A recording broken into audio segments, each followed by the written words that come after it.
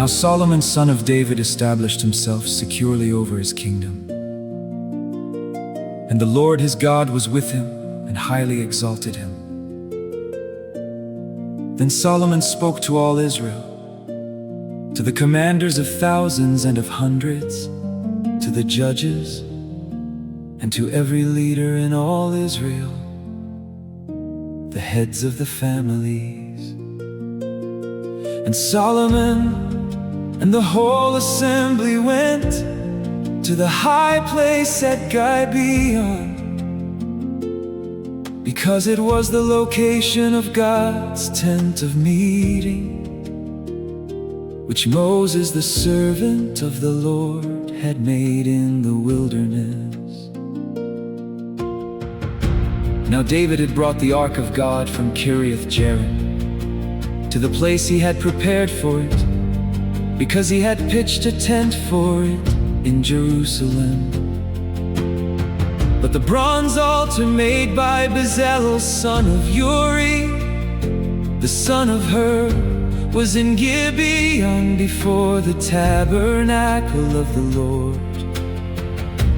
So Solomon and the assembly inquired of him there. Solomon offered sacrifices there before the Lord on the bronze altar in the tent of meeting, where he offered 1,000 burnt offerings. That night God appeared to Solomon and said, "Ask, and I will give it to you." Solomon replied to God, "You have shown much loving devotion to my father David, and you have made me king in his place. Now, O Lord God, let your promise to my father David be fulfilled, for you have made me king over a people as numerous as the dust of the earth. Now grant me wisdom and knowledge, so that I may lead this people. For who is able to govern this great people of yours?" God said to Solomon, "Since this was in your heart, instead of requesting riches or wealth or glory for yourself or death for your enemies, and since you have not even requested long life, but have asked for wisdom and knowledge to govern my people, over whom I have made you king. Therefore wisdom and knowledge have been granted to you, and I will also give you riches and wealth and honor unlike anything given to the kings before you or after you." So Solomon went to Jerusalem from the high place in Gibeon before the tent of meeting, and he reigned over Israel. Solomon accumulated 400 chariots and 12,000 horses, which he stationed in the chariot cities, and also with him in Jerusalem. The king made silver and gold as common in Jerusalem as stones, and cedar as abundant as sycamore in the foothills. Solomon's horses were imported from Egypt and Cush. The royal merchants purchased them from Cush. A chariot could be imported from Egypt for 600 shekels of silver, and a horse for 150. Likewise, they exported them to all the kings of the Hittites, and to the kings of Aram.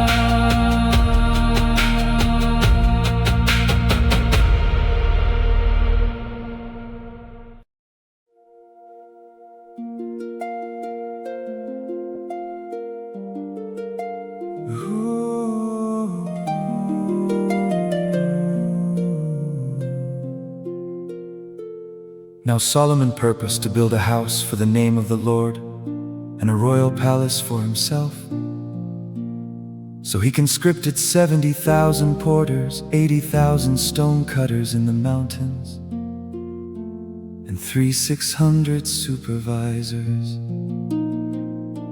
Then Solomon sent word to Hiram, king of Tyre, "Do for me as you did for my father David, when you sent him cedars to build himself a house to live in. Behold, I am about to build a house for the name of the Lord my God, to dedicate to him, for burning fragrant incense before him, for displaying the showbread continuously, and for making burnt offerings every morning and evening, as well as on the Sabbaths, new moons, and appointed feasts of the Lord our God. This is ordained for Israel forever. The house that I am building will be great, for our God is greater than all gods. But who is able to build a house for him, since the heavens, even the highest heavens, cannot contain him? Who then am I, that I should build a house for him, except as a place to burn sacrifices before him? Send me, therefore, a craftsman skilled in engraving, to work with gold and silver, with bronze and iron, and with purple, crimson, and blue yarn. He will work with my craftsmen in Judah and Jerusalem, whom my father David provided. Send me also cedar, cypress, and algum logs from Lebanon, for I know that your servants have skill to cut timber there. And indeed my servants will work with yours, to prepare for me timber in abundance, because the temple I am building will be great and wonderful. I will pay your servants, the woodcutters, 20,000 cores of ground wheat, 20,000 cores of barley, 20,000 baths of wine, and 20,000 baths of olive oil. Then Hiram, king of Tyre, wrote a letter in reply to Solomon, because the Lord loves his people, he has set you over them as king.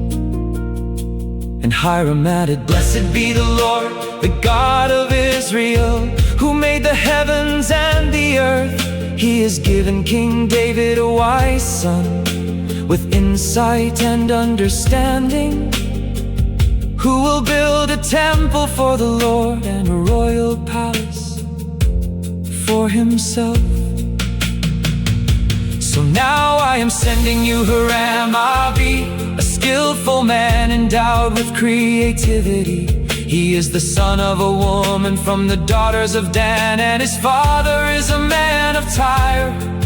He is skilled in work with gold and silver, bronze and iron, stone and wood, purple, blue, and crimson yarn, and fine linen. He is experienced in every kind of engraving, and can execute any design that is given him. He will work with your craftsmen and with those of my Lord, your father David. Now let my Lord send to his servants the wheat, barley, olive oil, and wine he promised. We will cut logs from Lebanon, as many as you need, and we will float them to you as rafts by sea, down to Joppa.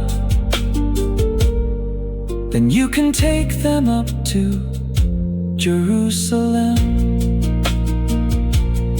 Solomon numbered all the foreign men in the land of Israel, following the census his father David had conducted. And there were found to be 53,600 in all. Solomon made 70,000 of them porters, 80,000 stone cutters in the mountains, and 3,600 supervisors.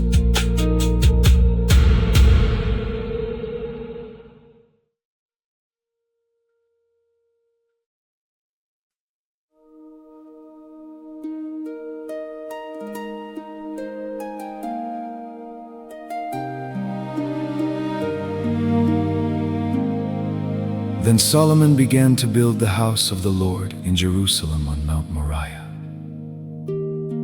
where the Lord had appeared to his father David. This was the place that David had prepared on the threshing floor of Ornan the Jebusite. Solomon began construction on the 2nd day of the 2nd month, in the 4th year of his reign.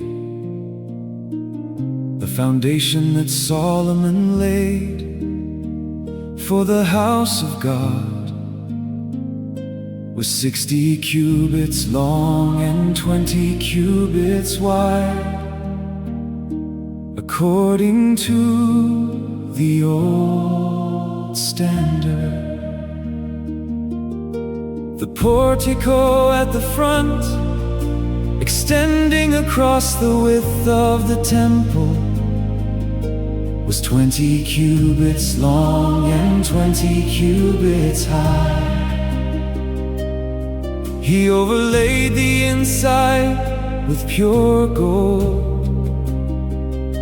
He paneled the main room with cypress, which he overlaid with fine gold, and decorated with palm trees and chains.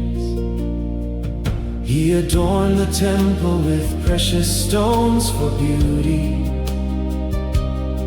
and its gold was from Parvaim. He overlaid its beams, thresholds, walls, and doors with gold, and he carved cherubim on the walls. Then he made the most holy place. Its length corresponded to the width of the temple, 20 cubits long and 20 cubits wide. And he overlaid the inside with 600 talents of fine gold. The weight of the nails was 50 shekels of gold. He also overlaid the upper area with gold. In the most holy place he made 2 cherubim of sculptured work, and he overlaid them with gold. The total wingspan of the cherubim was 20 cubits wide. Wing of the first cherub was 5 cubits long, and touched the wall of the temple, and its other wing was 5 cubits long, and touched the wing of the other cherub. The wing of the second cherub also measured 5 cubits, and touched the wall of the temple, while its other wing measured 5 cubits and touched the wing of the first cherub. So the total wingspan of these cherubim was 20 cubits. They stood on their feet facing the main room. He made the veil of blue, purple, and crimson yarn and fine linen, with cherubim woven into it. In front of the temple he made 2 pillars, which together were 35 cubits high, each with a capital on top measuring 5 cubits. He made interwoven chains and put them on top of the pillars. He made 100 pomegranates and fastened them into the chainwork. Then he set up the pillars in front of the temple, one on the south and one on the north. The pillar on the south he named Jachin, and the pillar on the north he named Boaz.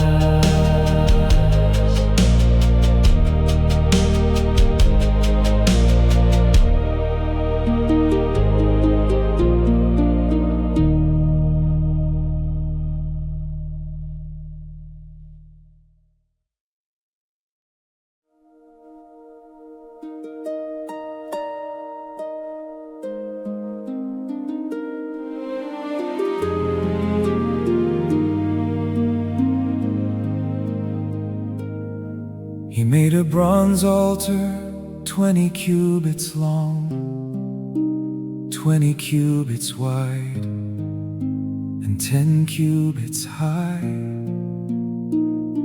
He also made the sea of cast metal.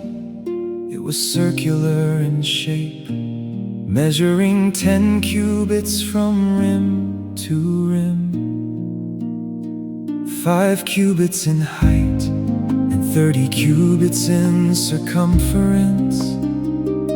Below the rim, figures of oxen encircled it,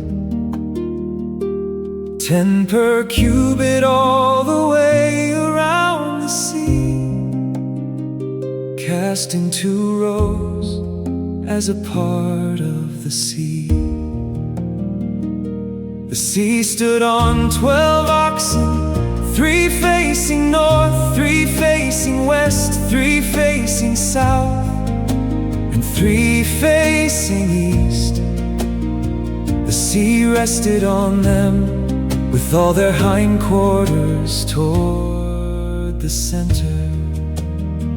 It was a handbreadth thick, and its rim was fashioned like the brim of a cup, like a lily blossom. It could hold 3,000 baths. He also made 10 basins for washing and placed 5 on the south side and 5 on the north. The parts of the burnt offering were rinsed in them, but the priests used the sea for washing.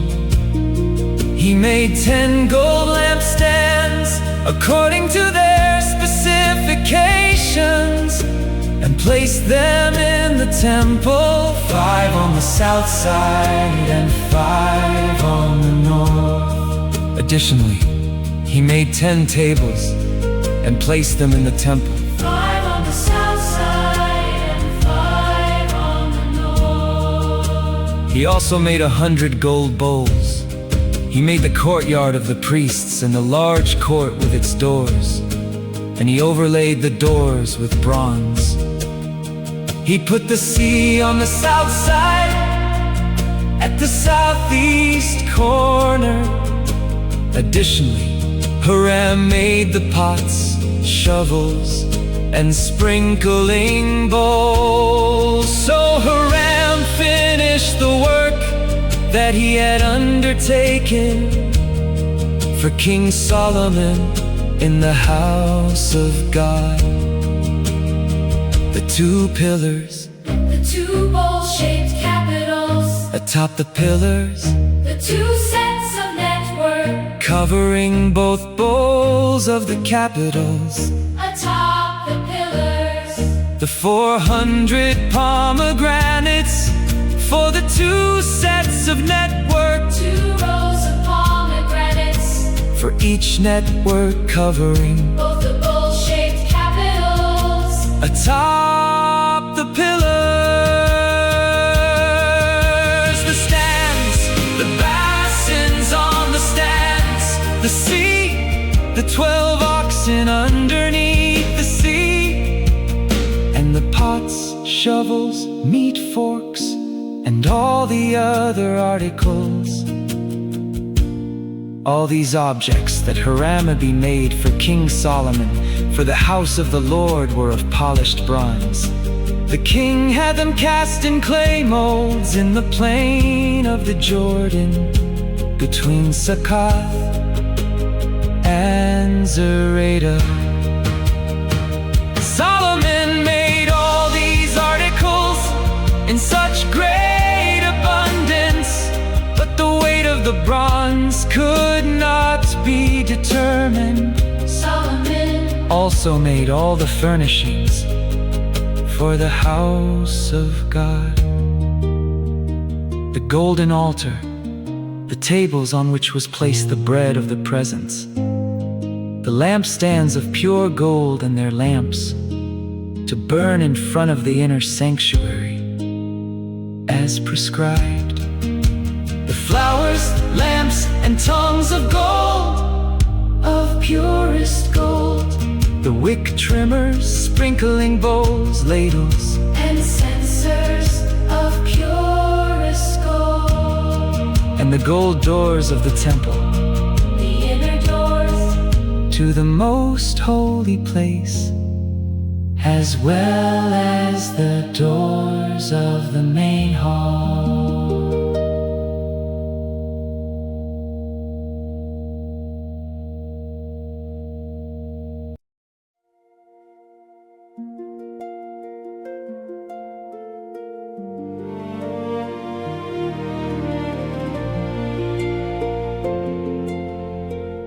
So all the work that Solomon had performed for the house of the Lord was completed.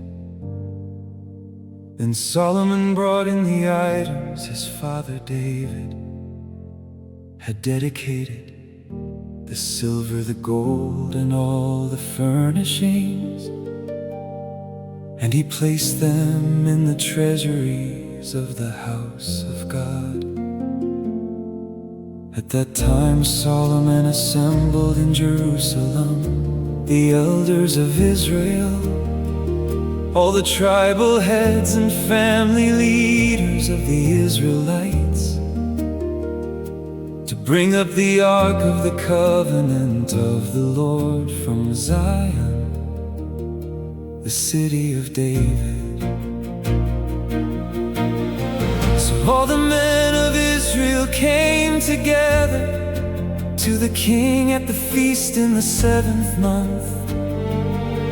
When all the elders of Israel had arrived, the Levites took up the ark, and they brought up the ark and the tent of meeting with all its sacred furnishings.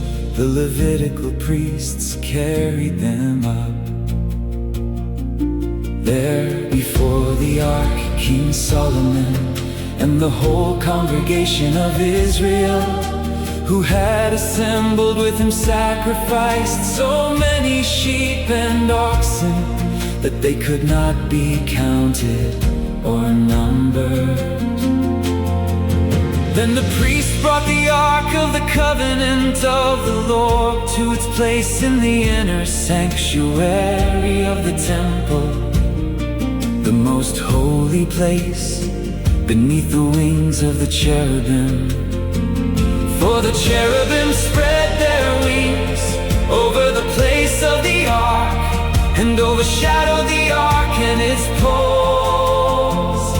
The poles of the ark extended far enough that their ends were visible from in front of the inner sanctuary. not from outside the holy place, and they are there to this day. There was nothing in the ark except the 2 tablets that Moses had placed in it at Horeb, where the Lord had made a covenant with the Israelites after they had come out of Egypt. Now all the priests who were present had consecrated themselves, regardless of their divisions. And when the priests came out of the holy place, all the Levitical singers, Asaph, Heman, Jeduthun, and their sons and relatives, stood on the east side of the altar, dressed in fine linen and plain cymbals, harps and lyres, accompanied by ones, priests sounding trumpets. the trumpeters and singers joined together to praise and thank the Lord with one voice. They lifted up their voices, accompanied by trumpets, in praise to the Lord, for He is good, His loving devotion endures forever. and the temple, the house of the Lord, was filled with a cloud, so that the priest could not stand there to minister because of the cloud. For the glory of the Lord fill the house of God.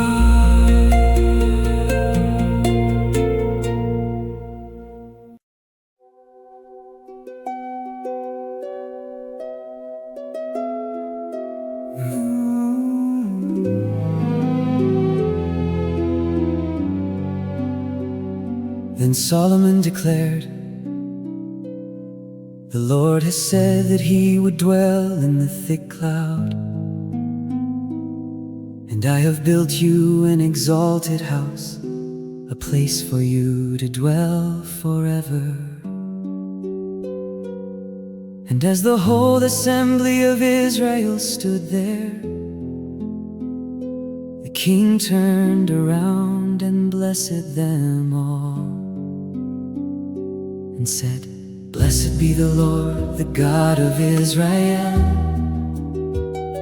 who has fulfilled with His own hand what He spoke with His mouth to my father David, saying, Since the day I brought my people out of the land of Egypt, I have not chosen a city from any tribe of Israel in which to build a house so that my name would be there, nor have I chosen anyone to be ruler over my people Israel. But now I have chosen Jerusalem for my name to be there, and I have chosen David to be over my people Israel. Now it was in the heart of my father David to build a house for the name of the Lord, the God of Israel. But the Lord said to my father David, Since it was in your heart to build a house for my name, you have done well to have this in your heart. Nevertheless, you are not the one to build it, but your son, your own offspring, will build a house for my name. Now the Lord has fulfilled the word that He spoke. I have succeeded my father David, and I sit on the throne of Israel. As the Lord promised, I have built the house for the name of the Lord, the God of Israel. And there I have provided a place for the ark, which contains the covenant of the Lord that He made with the children of Israel. Then Solomon stood before the altar of the Lord, in front of the whole assembly of Israel, and spread out his hands. Now Solomon had made a bronze platform 5 cubits long, 5 cubits wide, and 3 cubits high, and had placed it in the middle of the courtyard. He stood on it, knelt down before the whole assembly of Israel, spread out his hands toward heaven, and said, O Lord God of Israel, there is no God like you in heaven or on earth, keeping your covenant of loving devotion with your servants who walk before you with all their hearts. You have kept your promise to your servant, my father David. What you spoke with your mouth, you have fulfilled with your hand this day. Therefore now, O Lord God of Israel, keep for your servant, my father David, what you promised when you said, you will never fail to have a man to sit before me on the throne of Israel. If only your descendants guard their way to walk in my law, as you have walked before me. And now, O Lord God of Israel, please confirm what you promised to your servant David. But will God indeed dwell with man upon the earth? Even heaven, the highest heaven, cannot contain you, much less this temple I have built. Yet regard the prayer and plea of your servant, O Lord my God, so that you may hear the cry and the prayer that your servant is praying before you. May your eyes be open toward this temple day and night, toward the place where you said you would put your name, so that you may hear the prayer that your servant prays toward this place. Hear the plea of your servant and of your people Israel, when they pray toward this place. May you hear from heaven, your dwelling place. May you hear and forgive. When a man sins against his neighbor and is required to take an oath, and he comes to take an oath before your altar in this temple, then may you hear from heaven and act. May you judge your servants, condemning the wicked man by bringing down on his own head what he has done, and justifying the righteous man by rewarding him according to his righteousness. When your people Israel are defeated before an enemy, because they have sinned against you, and they return to you and confess your name, praying and pleading before you in this temple, then may you hear from heaven and forgive the sin of your people Israel. May you restore them to the land you gave to them and their fathers.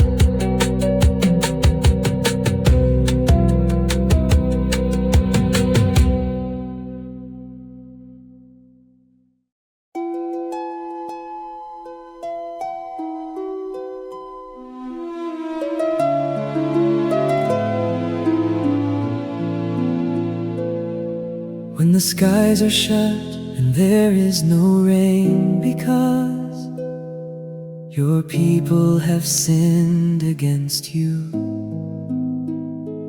and they pray toward this place and confess your name, and they turn from their sins because you have afflicted them, then may you hear from heaven and forgive the sin of your servants, your people Israel. so that you may teach them the good way in which they should walk. May you send rain on the land that you gave your people as an inheritance. When famine or plague comes upon the land, or blight, or mildew, or locusts, or grasshoppers, or when their enemies besiege them in their cities, whatever plague or sickness may come, then may whatever prayer or petition your people Israel make, each knowing his own afflictions and spreading out his hands toward this temple, be heard by you from heaven, your dwelling place. And may you forgive and repay each man according to all his ways,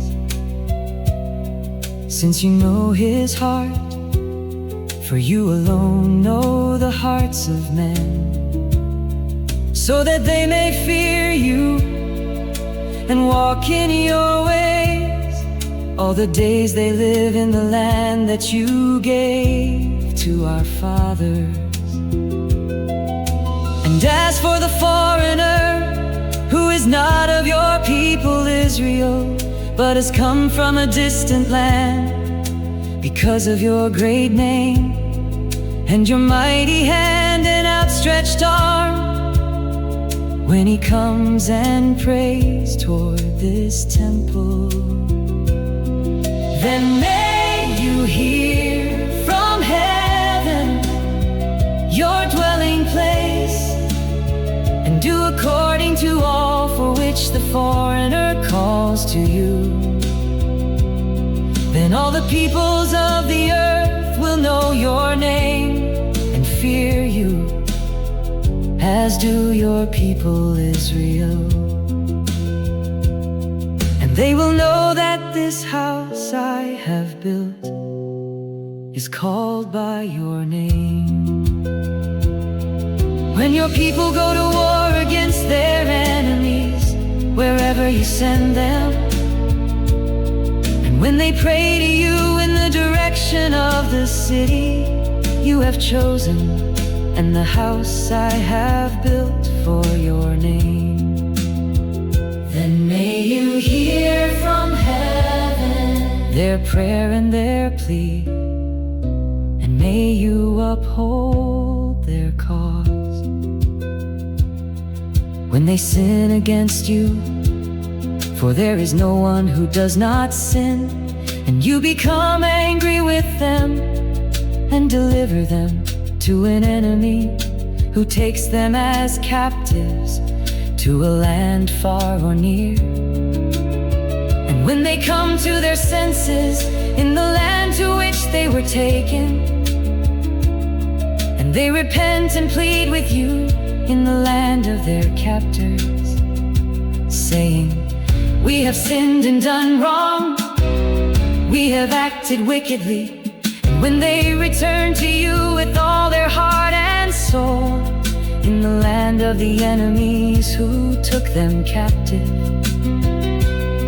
and when they pray in the direction of the land that you gave to their fathers, the city you have chosen, and the house I have built for your name, then may you hear from heaven, your dwelling place, their prayer and petition, and may you uphold their cause.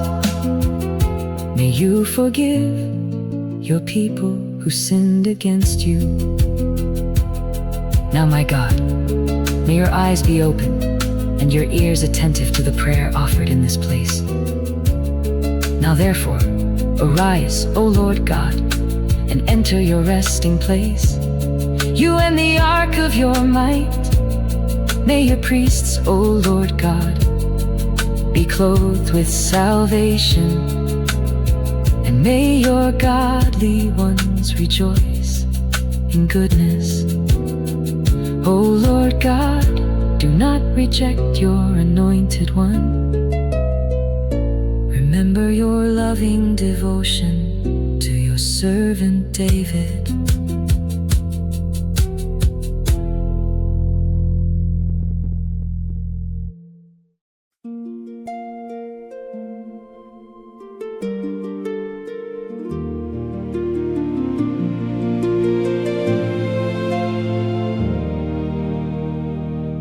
When Solomon had finished praying, fire came down from heaven and consumed the burnt offering and the sacrifices, and the glory of the Lord filled the temple.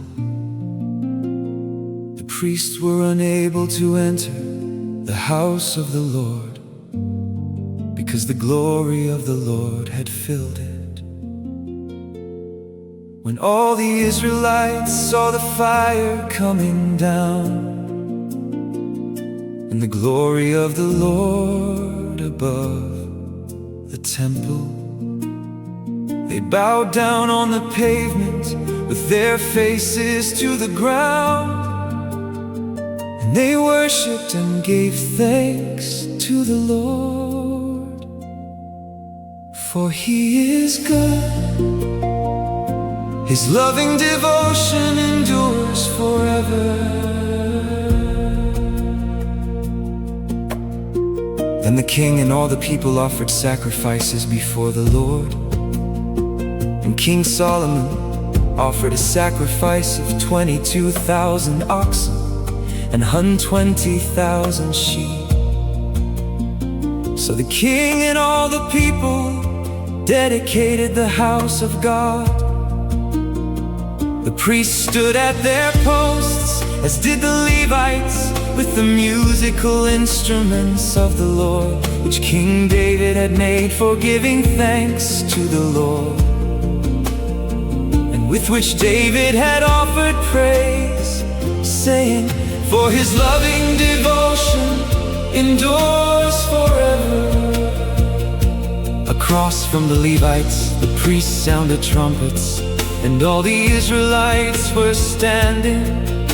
Then Solomon consecrated the middle of the courtyard in front of the house of the Lord. And there he offered the burnt offerings and the fat of the peace offerings, since the bronze altar he had made could not contain all these offerings. So at that time Solomon and all Israel with him, a very great assembly of people from Lebo Hamath to the brook of Egypt, kept the feast for 7 days. On the 8th day they held a solemn assembly, for the dedication of the altar had lasted 7 days, and the feast 7 days more. On the 23rd day of the 7th month, Solomon sent the people away to their homes, joyful and glad of heart, for the good things that the Lord had done for David, for Solomon, and for his people Israel. When Solomon had finished the house of the Lord and the royal palace, successfully carrying out all that was in his heart to do for the house of the Lord and for his own palace, the Lord appeared to him at night and said to him, I have heard your prayer and have chosen this place for myself as a house of sacrifice. If I close the sky so there is no rain, or if I command the locust to devour the land, or if I send a plague among my people, and if my people who are called by my name humble themselves and pray and seek my face and turn from their wicked ways, then I will hear from heaven, forgive their sin, and heal their land. Now my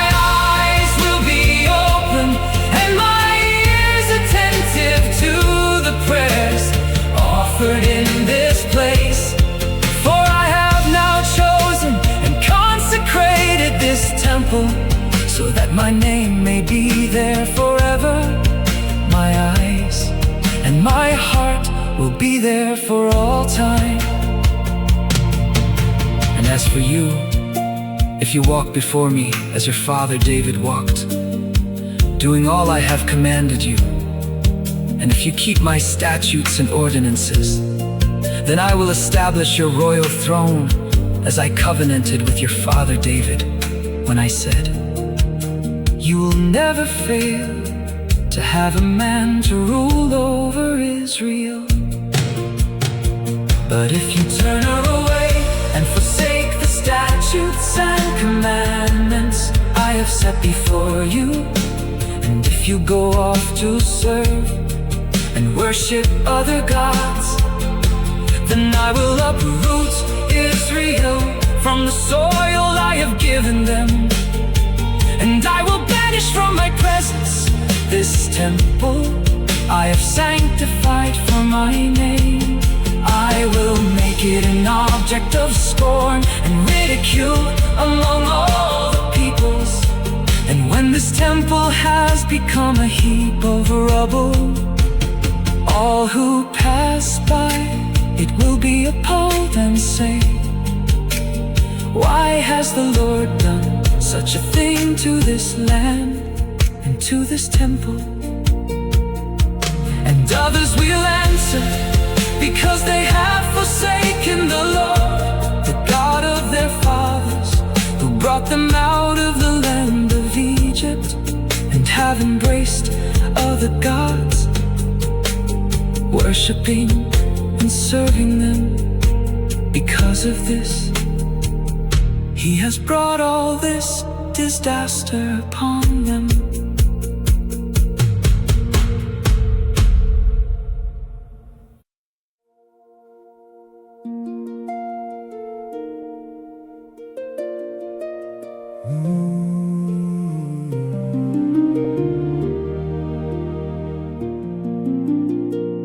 Now at the end of the 20 years during which Solomon had built the house of the Lord and his own palace, Solomon rebuilt the cities Hiram had given him and settled Israelites there. Then Solomon went to Hamath Zobah and captured it.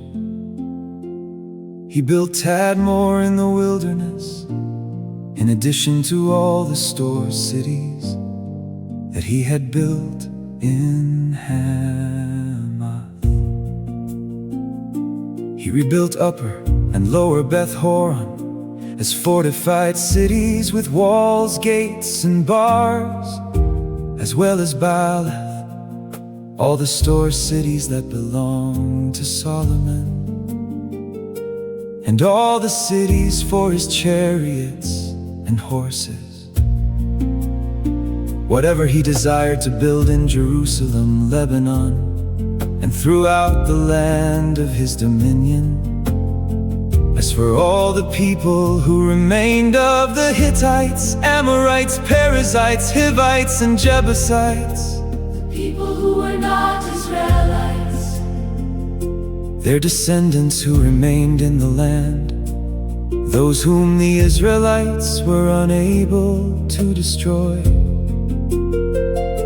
Solomon conscripted these people to be forced laborers, as they are to this day.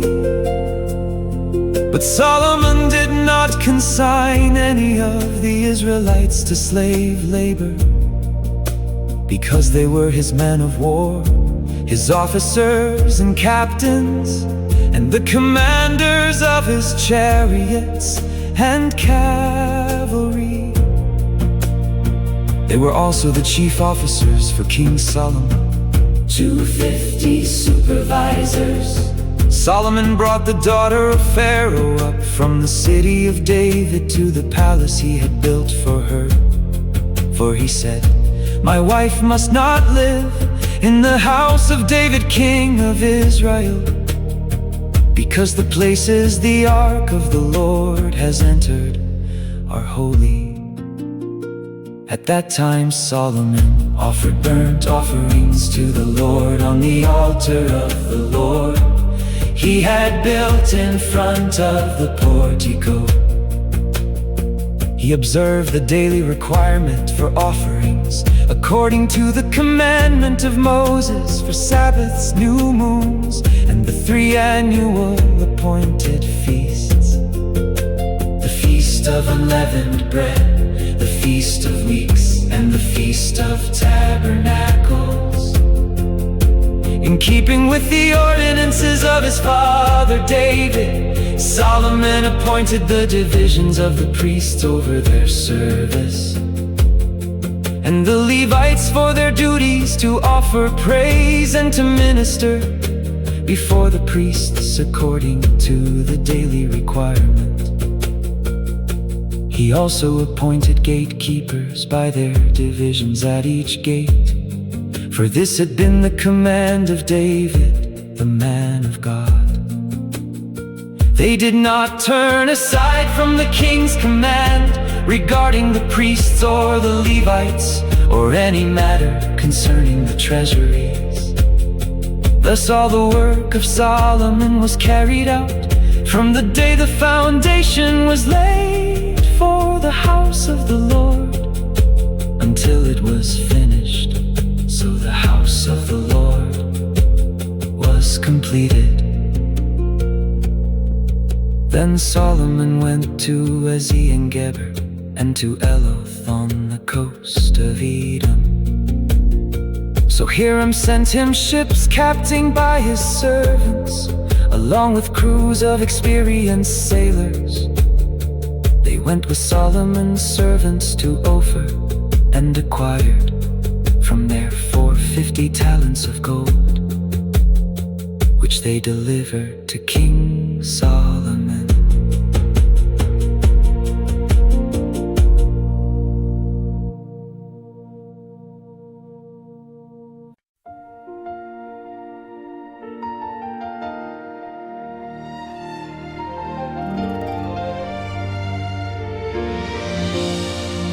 Now when the Queen of Sheba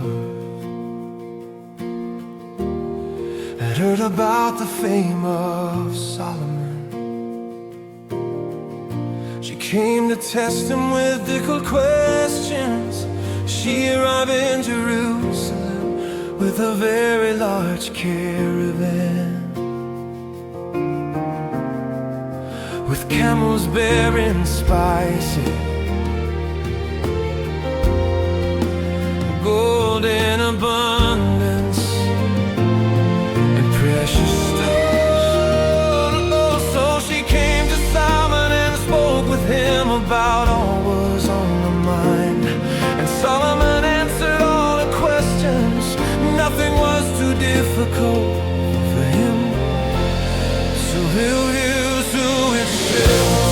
We saw the wisdom of Solomon, the palace he had built, the food at his table, the seating of his servants, the service and the tire of his attendants and cupbearers, and the burnt offerings he presented at the house of a bread or wine. She said to the king, the report I heard in my own country about your words and wisdom is true, but I did not believe the reports until I came and saw with my own eyes indeed. Not half of the greatness of your wisdom was told to me. You have far exceeded the report I heard. How blessed are your men, how blessed are these servants of yours, who stand continually before you and hear your wisdom. Blessed be the Lord your God, who has delighted in you, to set you on a throne to be king for the Lord your God. Because your God loved Israel enough to establish them forever, He has made you king over them, to carry out justice and righteousness. Then she gave the king 120 talents of gold,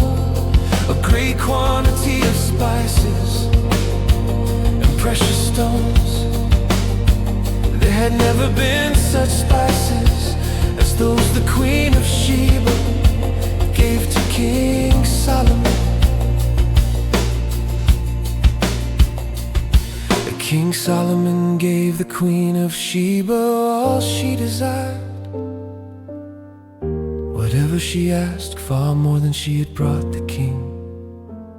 Then she left and returned to her own country, along with her servants. The weight of gold that came to Solomon each year was 6 talents, not including the revenue from the merchants and traders. And all the Arabian kings and governors of the land also brought gold and silver to Solomon. King Solomon made 200 large shields of hammered gold. 600 shekels of hammered gold went into each shield. He also made 300 small shields of hammered gold. 300 shekels of gold went into each shield. And the king put them in the house of the forest of Lebanon. Additionally, the king made a great throne of ivory and overlaid it with pure gold. The throne had 6 steps, and a footstool of gold was attached to it. There were armrests on both sides of the seat, with a lion standing beside each armrest. 12 lions stood on the 6 steps, one at either end of each step. Nothing like this had ever been made for any kingdom. All King Solomon's drinking cups were gold, and all the utensils of the house of the forest of Lebanon were pure gold. There was no silver, because it was accounted as nothing in the days of Solomon. For the king had the ships of Tarshish that went with Hiram's servants, and once every 3 years the ships of Tarshish would arrive bearing gold, silver, ivory, apes, and peacocks. So King Solomon surpassed all the kings of the earth in riches and wisdom. All the kings of the earth sought an audience with Solomon to hear the wisdom that God had put in his heart. Year after year, each visitor would bring his tribute, articles of silver and gold, clothing, weapons, spices, horses, and mules. Solomon had 4,000 stalls for horses and chariots, and 12,000 horses which he stationed in the chariot cities, and also with him in Jerusalem. He reigned over all the kings, from the Euphrates to the land of the Philistines, as far as the border of Egypt.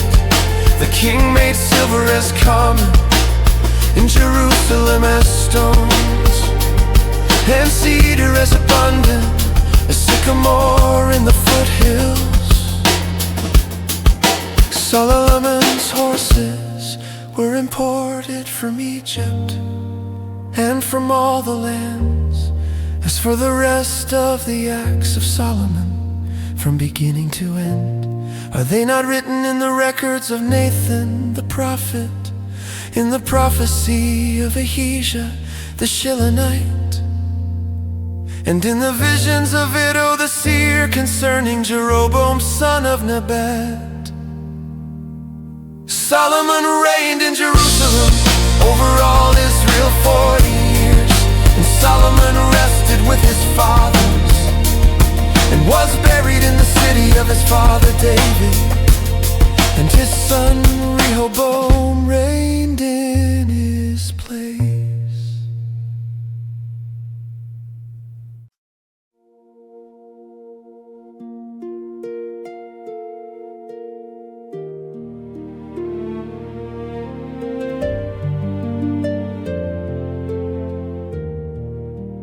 Then Rehoboam went to Shechem, for all Israel had gone there to make him king. When Jeroboam son of Nebat heard about this, He returned from Egypt, where he had fled from King Solomon. So they sent for Jeroboam, and he and all Israel came to Rehoboam and said, "Your father put a heavy yoke on us, but now you should lighten the burden of your father's service and the heavy yoke he put on us, and we will serve you." Rehoboam answered, "Come back to me in 3 days." So the people departed. Then King Rehoboam consulted with the elders who had served his father Solomon during his lifetime. "How do you advise me to respond to these people?" he asked.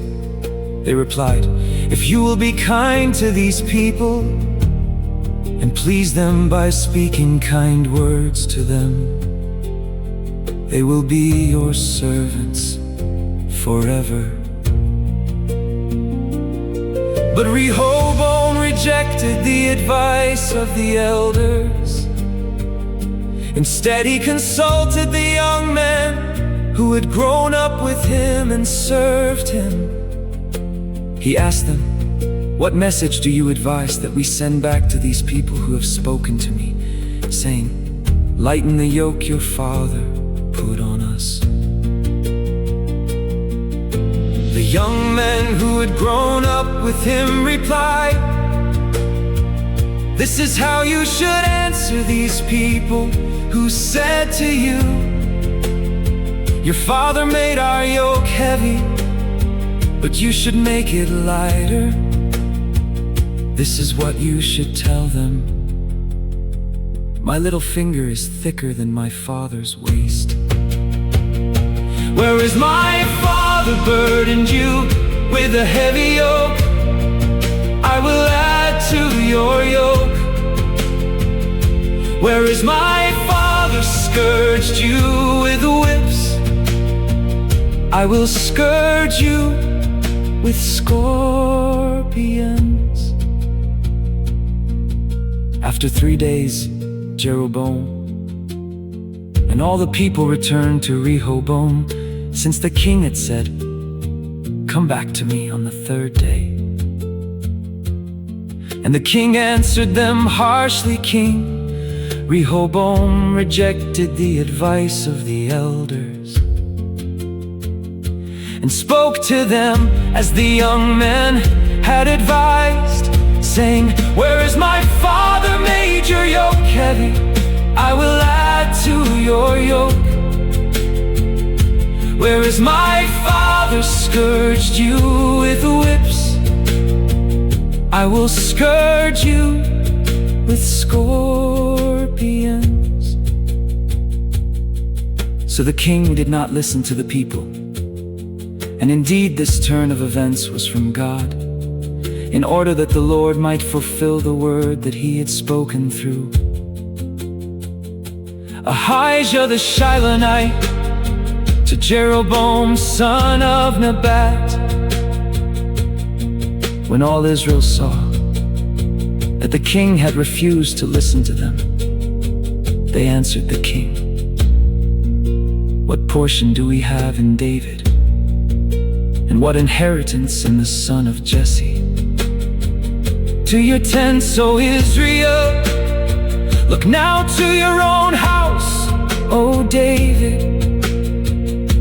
So all the Israelites went home, but Rehoboam still reigned over the Israelites living in the cities of Judah. Then King Rehoboam sent out Hadoram, who was in charge of the forced labor, but the Israelites stoned him to death. And King Rehoboam mounted his chariot in haste and escaped to Jerusalem. So to this day Israel has been in rebellion. against the house of David.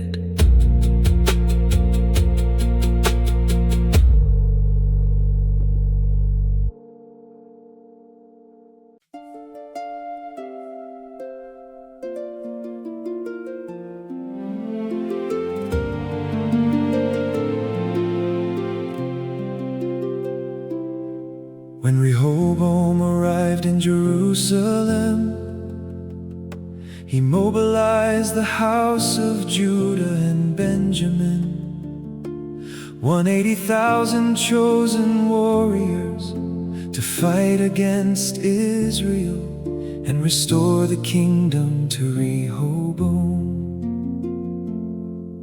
But the word of the Lord came to Shemaiah the man of God.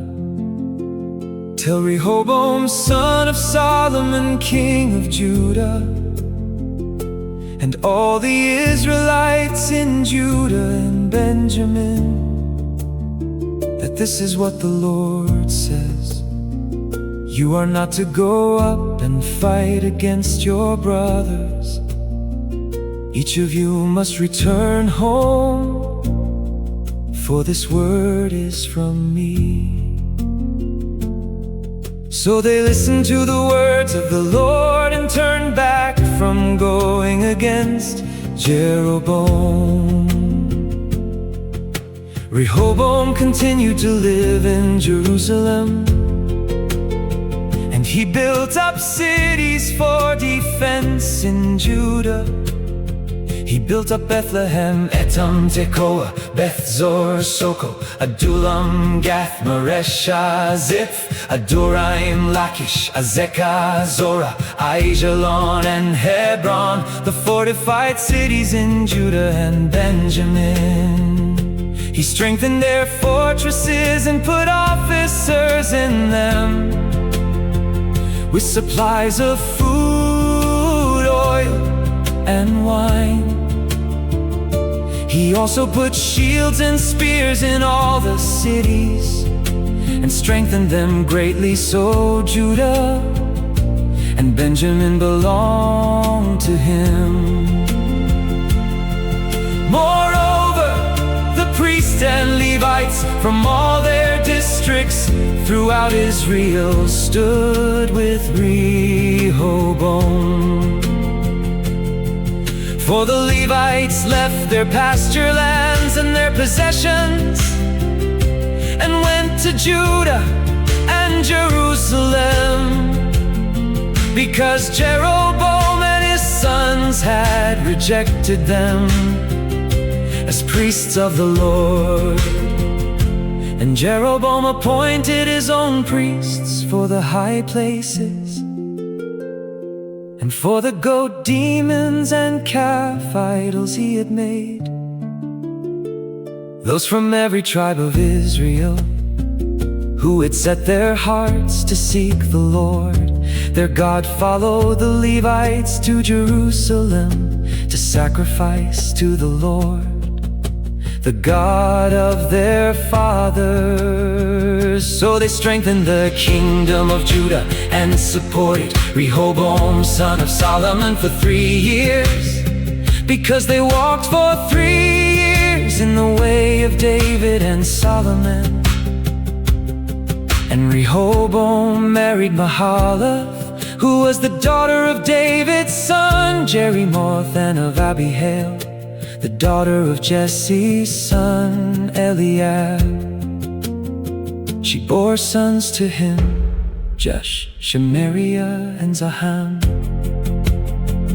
After her he married Maacah, daughter of Absalom, and she bore to him Abijah, and Ziza, and Shelomith.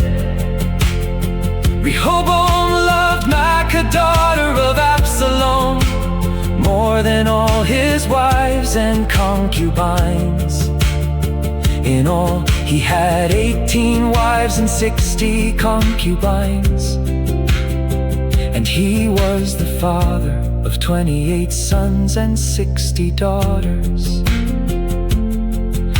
Rehoboam appointed Abijah, son of Maacah, as chief prince among his brothers. intending to make him king. Rehoboam also acted wisely by dispersing some of his sons throughout the districts of Judah and Benjamin, and to all the fortified cities he gave them abundant provisions and sought many wives for them.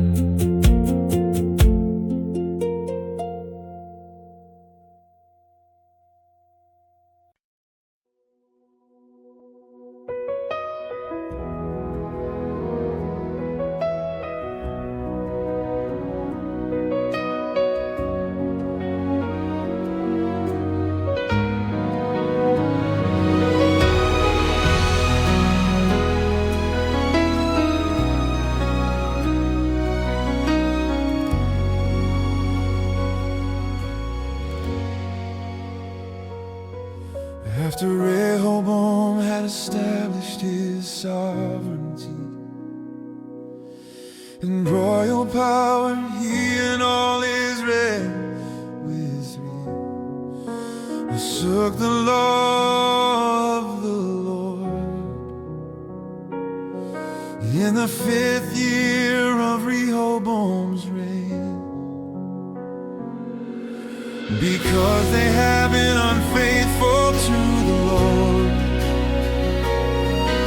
Hezekiah, king of Egypt, came up and attacked Jerusalem with 200 chariots, 60,000 horsemen, and countless troops who came with him out of Egypt, Libyan supplies and Cushites.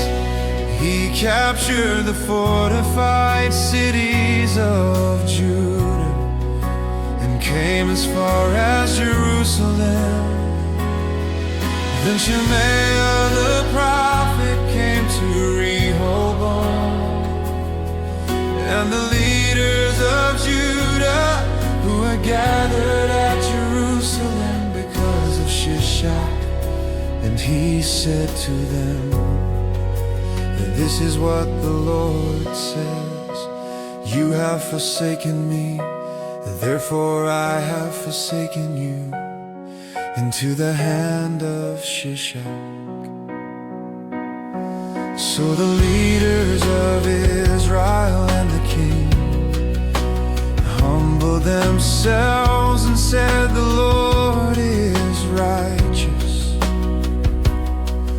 When the Lord saw that they had humbled themselves, the word of the Lord came to Shemaiah, saying, "They have humbled themselves. I will not destroy them, but will soon grant them deliverance. My wrath will not be poured out on Jerusalem through Shishak. Nevertheless, they will become his servants, so that they may learn the difference between serving me and serving the kings of other lands." So King Shishak of Egypt attacked Jerusalem and seized the treasures of the house of the Lord and of the royal palace. He took everything, including the gold shields that Solomon had made. Then King Rehoboam made bronze shields in their place and committed them to the care of the captains of the guard on duty at the entrance to the royal palace. And whenever the king entered the house of the Lord, the guards would go with him, bearing the shields, and later they would return them to the guard room. Because Rehoboam humbled himself, the anger of the Lord turned away from him, and he did not destroy him completely. Indeed, conditions were good in Judah. Thus King Rehoboam established himself in Jerusalem He was 41 years old when he became king, and he reigned 17 years in Jerusalem, the city the Lord had chosen from all the tribes of Israel, in which to put his name. His mother's name was Naamah the Ammonite. And Rehoboam did evil because he did not set his heart to seek the Lord. Now the acts of Rehoboam from first to last, are they not written in the records of Shemaiah the prophet, and of Iddo the seer, concerning the genealogies? And there was war between Rehoboam and Jeroboam throughout their days. And Rehoboam rested with his fathers and was buried in the city of David, and his son Abijah reigned in his place.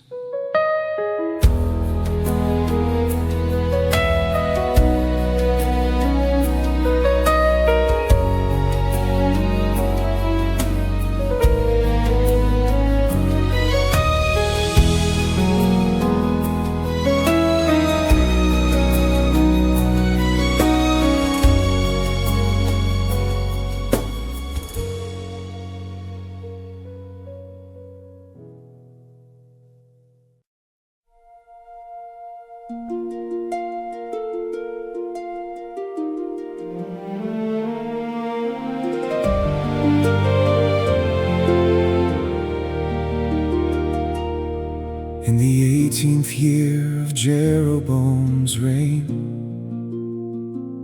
Abijah became king of Judah, and he reigned in Jerusalem 3 years. His mother's name was Micaiah, daughter of Uriel. She was from Gibeah,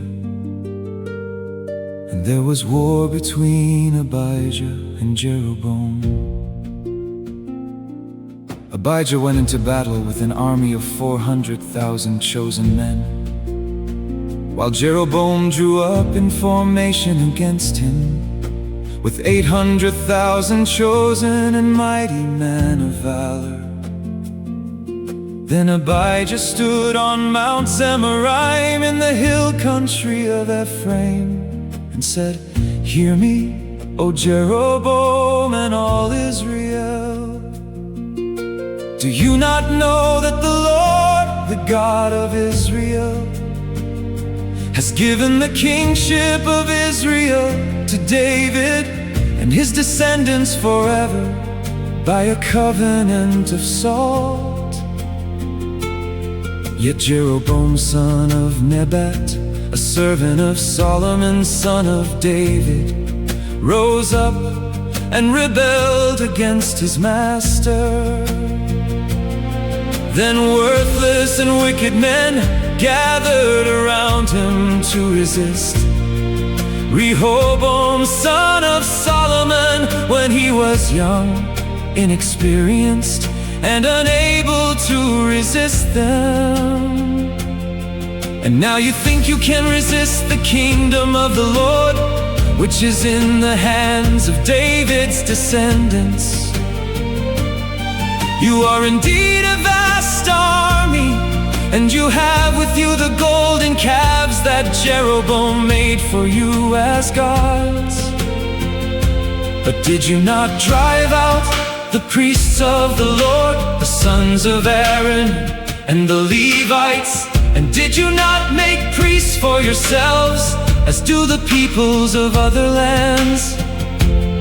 Now whoever comes to consecrate himself with a young bull and 7 rams can become a priest of things that are not God's. But as for us, the Lord is our God. We have not forsaken him. The priests who minister to the Lord are sons of Aaron, and the Levites attend to their duties. Every morning and every evening they present burnt offerings and fragrant incense to the Lord. They set out the rows of showbread on the ceremonially clean table. And every evening, they light the lamps of the gold lampstand. We are carrying out the requirements of the Lord our God, while you have forsaken him. Now behold, God himself is with us as our head, and his priests with their trumpets sound the battle call against you. O children of Israel, do not fight against the Lord, the God of your fathers, for you will not succeed. Now Jeroboam had sent troops around to ambush from the rear, so that while he was in front of Judah, the ambush was behind them. When Judah turned and discovered that the battle was both before and behind them, they cried out to the Lord. Then the priests blew the trumpets, and the men of Judah raised the battle cry. And when they raised the cry, God routed Jeroboam and all Israel before Abijah and Judah. So the Israelites fled before Judah, and God delivered them into their hands. Then Abijah and his people struck them with the mighty blow, and 500,000 chosen men of Israel fell slain. Thus the Israelites were subdued at that time, and the men of Judah prevailed because they relied on the Lord, the God of their fathers.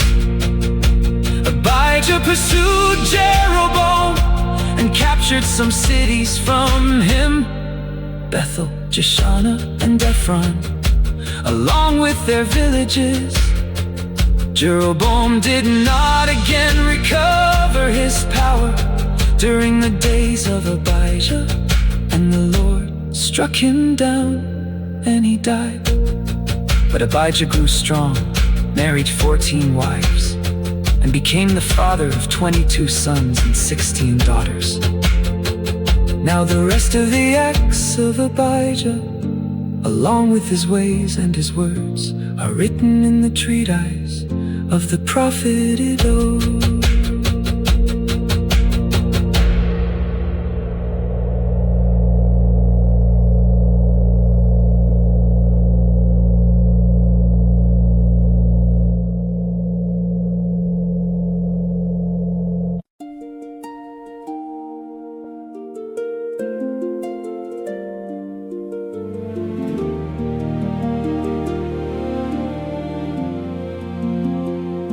Then Abijah rested with his fathers and was buried in the city of David, and his son Asa reigned in his place, and in his days the land was at peace for 10 years. And Asa did what was good and right in the eyes of the Lord his God. He removed the foreign altars and high places, shattered the sacred pillars, and chopped down the Asherah poles. He commanded the people of Judah to seek the Lord, the God of their fathers, and to observe the law and the commandments. He also removed the high places and incense altars from all the cities of Judah, and under him the kingdom was at peace. Because the land was at peace, Asa built fortified cities in Judah. In those days no one made war with him, because the Lord had given him rest. So he said to the people of Judah, "Let us build these cities and surround them with walls and towers. with doors and bars. The land is still ours because we have sought the Lord our God. We have sought Him, and He has given us rest on every side. So they built and prospered. Asa had an army of 300,000 men from Judah bearing large shields and spears, and 280,000 men from Benjamin bearing small shields and drawing the bow. All these were mighty men of valor. Then Zerah the Cushite came against them with an army of 1,000 men and 300 chariots, and they advanced as far as Mareshah.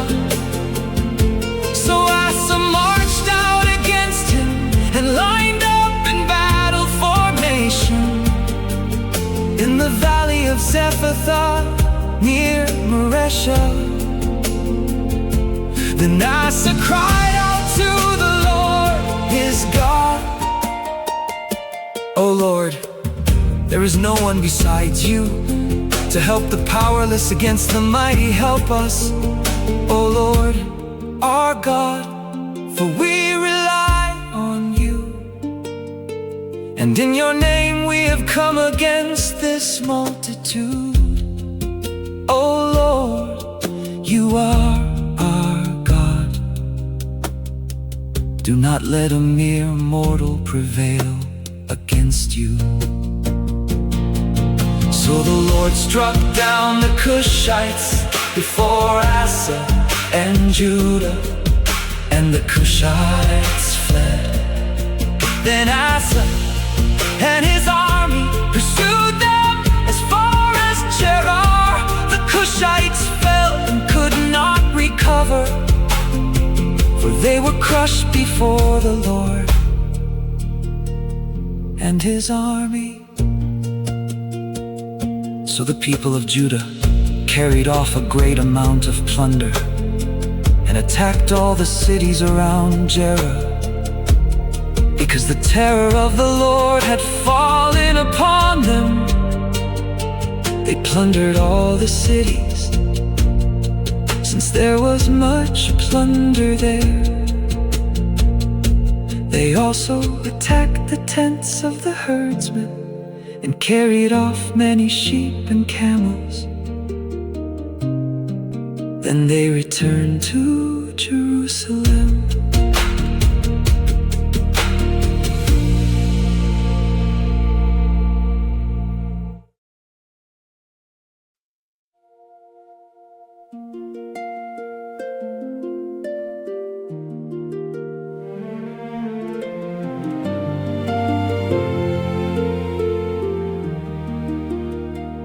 Now the Spirit of God came upon Azariah, son of Oded. So he went out to meet Asa and said to him,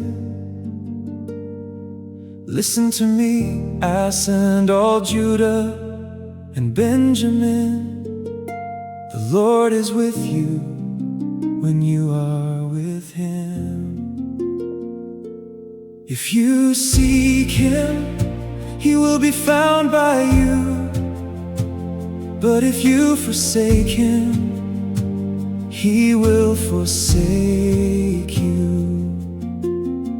For many years Israel has been without the true God, without a priest to instruct them, and without the law. But in their distress they turned to the Lord, the God of Israel, and sought Him, and He was found by them. In those days there was no safety for travelers, because the residents of the lands had many conflicts. Nation was crushed by nation, and city by city, for God afflicted them with all kinds of adversity. But as for you, be strong, do not be discouraged, for your work will be rewarded. When Asa heard these words and the prophecy of Azariah, son of Oded the prophet, he took courage and removed the detestable idols from the whole land of Judah and Benjamin, and from the cities he had captured in the hill country of Ephraim. He then restored the altar of the Lord that was in front of the portico of the Lord's temple. And he assembled all Judah and Benjamin, along with those from the tribes of Ephraim, Manasseh, and Simeon who had settled among them, for great numbers had come over to him from Israel, when they saw that the Lord his God was with him.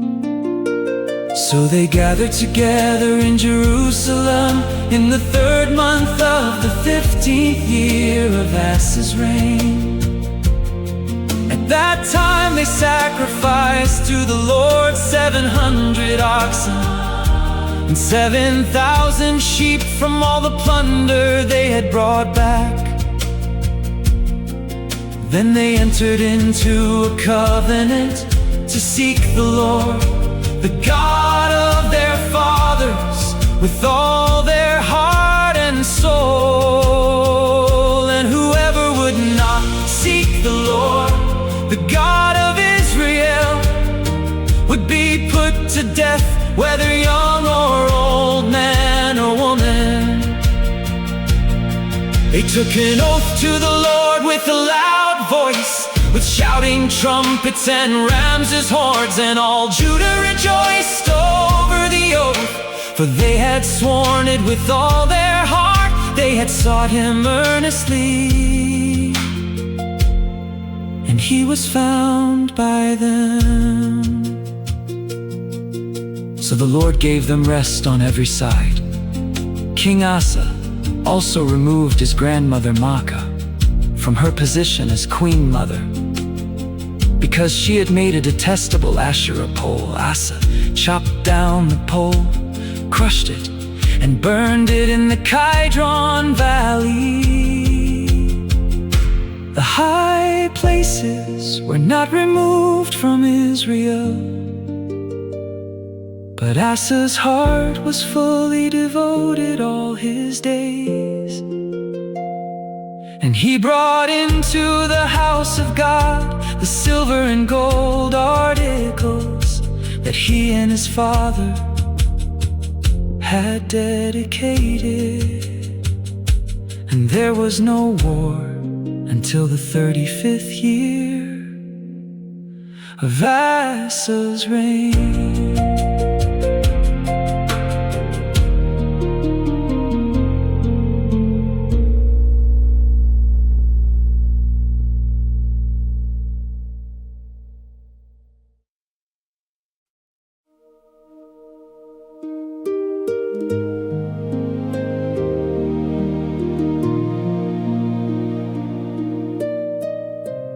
In the 36th year of Asa's reign, Baasha king of Israel went up against Judah and fortified Ramah, to prevent anyone from leaving or entering the territory of Asa king of Judah.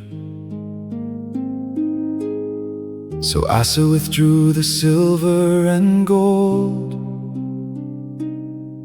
from the treasuries of the house of the Lord and the royal palace, and he sent it with this message to Ben-Hadad king of Aram, who was ruling in Damascus. Let there be a treaty between me and you, between my father and your father.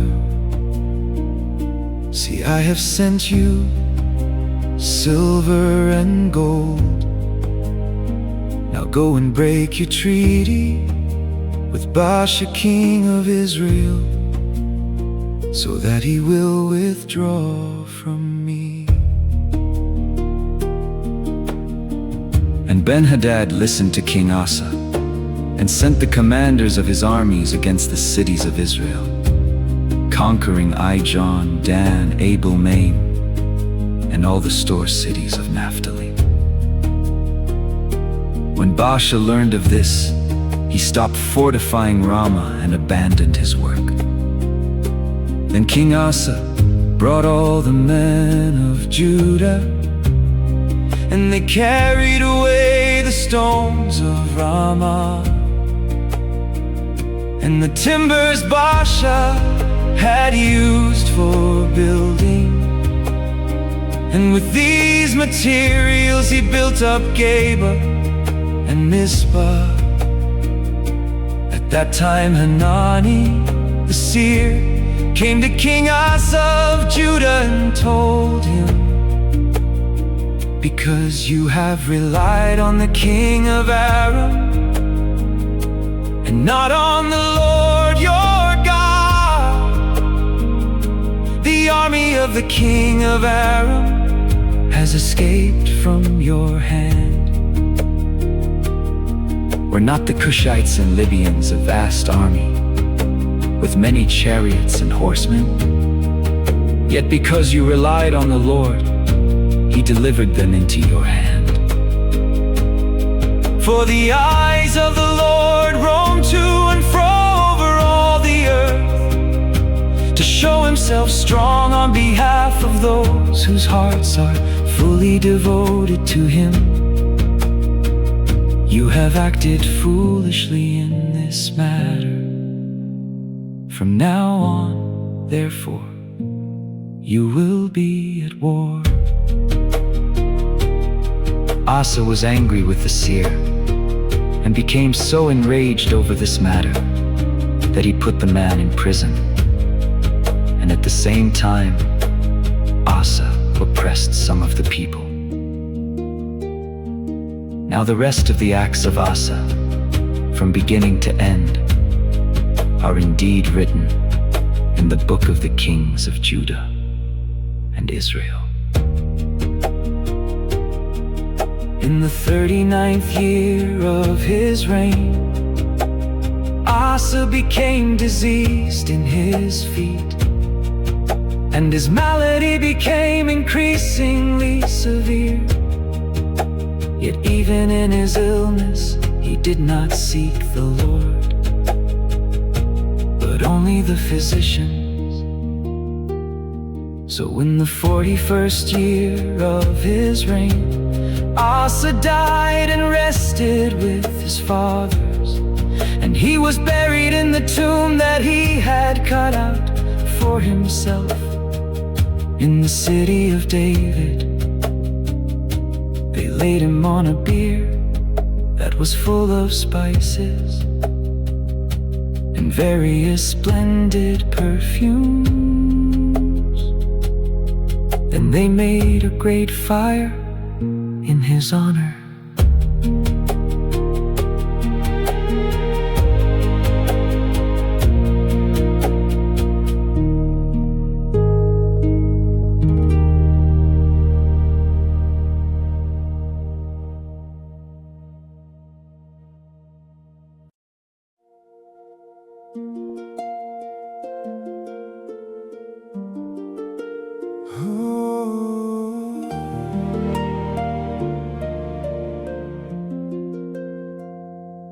Asa's son, Jehoshaphat, reigned in his place, and he strengthened himself against Israel. He stationed troops in every fortified city of Judah, and put garrisons in the land of Judah, and in the cities of Ephraim that his father Asa had captured. Now the Lord was with Jehoshaphat, because he walked in the earlier ways of his father David. He did not seek out the Baals, but he sought the God of his father, and walked by his commandments rather than the practices of Israel. So the Lord established the kingdom in his hand, and all Judah brought him tribute. so that he had an abundance of riches and honor. And his heart took delight in the ways of the Lord. Furthermore, he removed the high places and Asherah poles from Judah. In the 3rd year of his reign, Jehoshaphat sent his officials, Ben-Hail, Obadiah, Zechariah, Nethanel, and Micaiah, to teach in the cities of Judah, accompanied by certain Levites, Shemaiah, Nethaniah, Zebediah, Asahel, Shemiramoth, Jehonathan, Adonijah, Tobijah, and Tobadonijah, along with the priests Elishama and Jehoram. They taught throughout Judah, taking with them the book of the law of the Lord.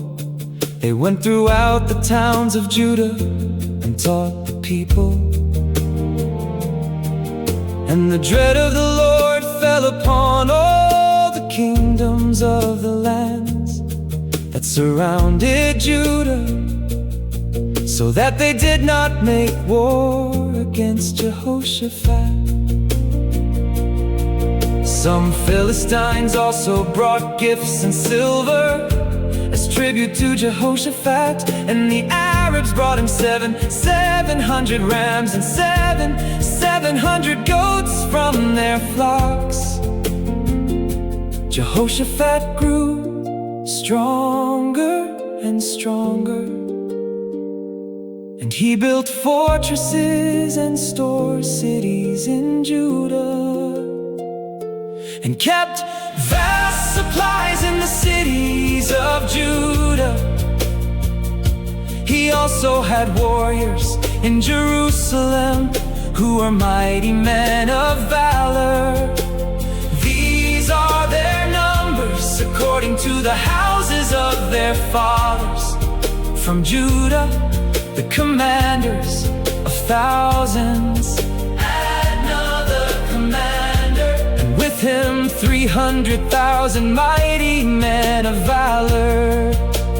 Next to him, Jehohanan the commander, and with him 280,000. And next to him, Amasiah son of Zitri, the volunteer for the Lord, and with him 200,000 mighty men of valor.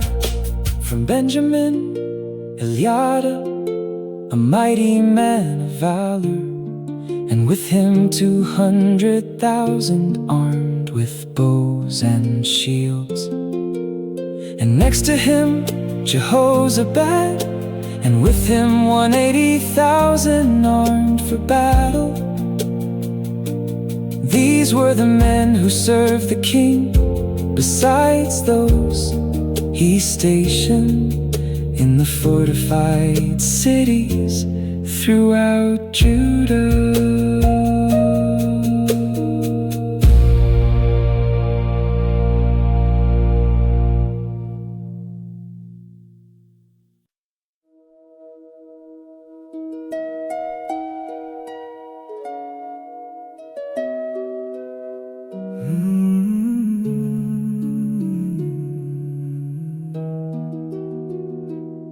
Now Jehoshaphat had riches and honor in abundance, and he allied himself with Ahab by marriage.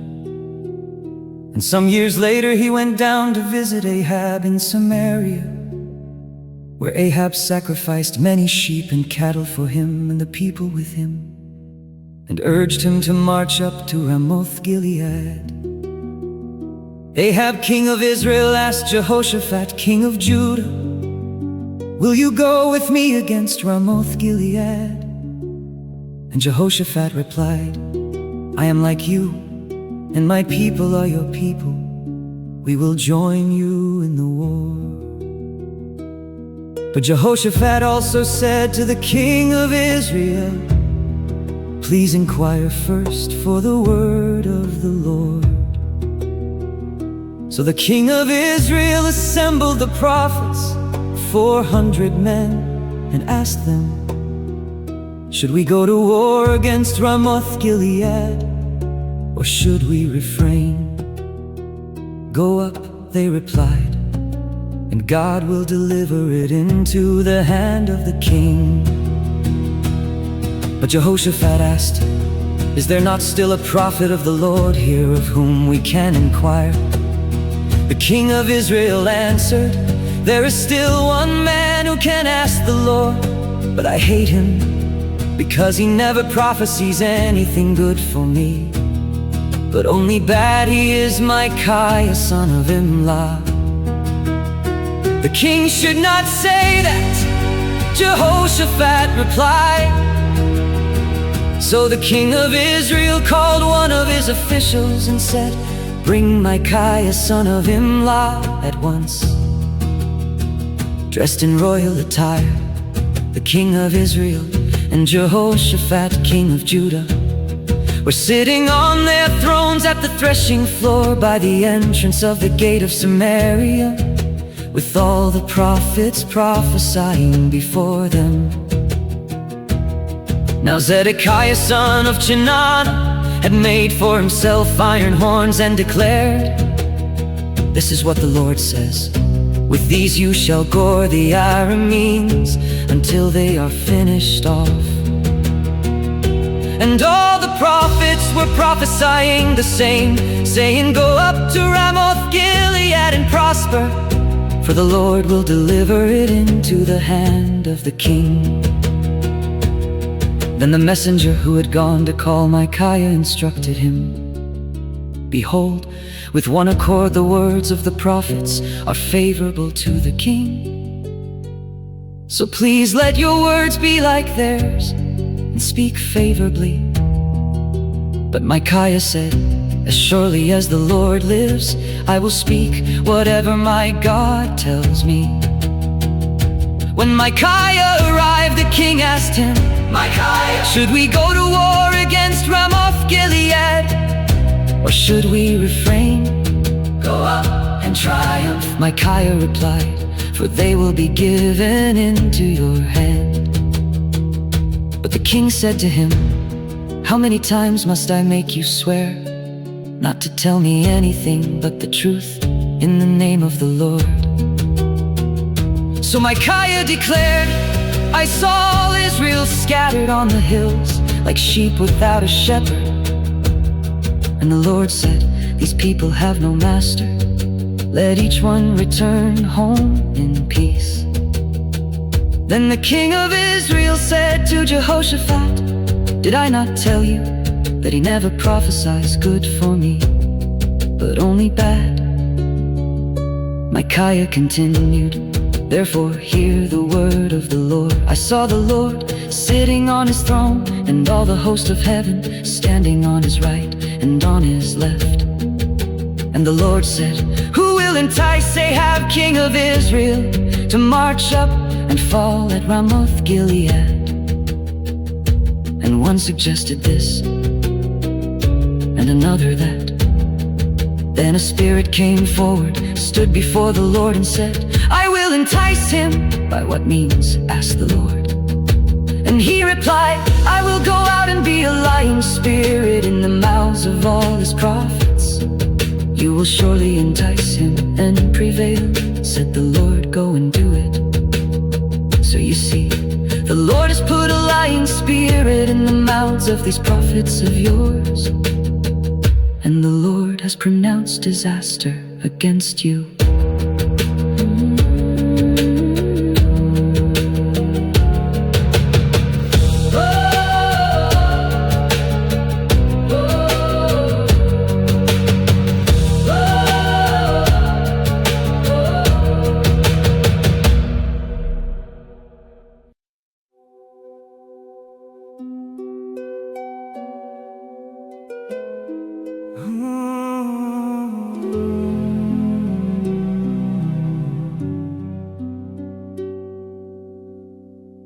Then Zedekiah, son of Chenaanah, went up, struck Micaiah in the face, and demanded, "Which way did the Spirit of the Lord go when he departed from me to speak with you. Micaiah replied, "You will soon see, on that day when you go and hide in an inner room." And the king of Israel declared, "Take Micaiah and return him to Ammon, the governor of the city, and to Josh, the king's son. And tell them that this is what the king says: put this man in prison and feed him only bread and water until I return safely." But Micaiah replied, "If you ever return safely, the Lord has not spoken through me." Then he added, "Take heed, all you people." So the king of Israel and Jehoshaphat, king of Judah, went up to Ramoth Gilead.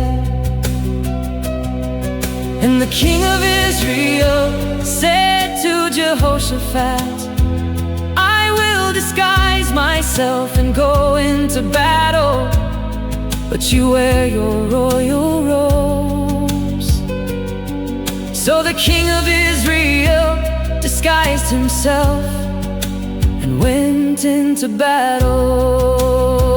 Now the king of Aram had ordered his chariot commanders, "Do not fight with anyone small or great, except the king of Israel."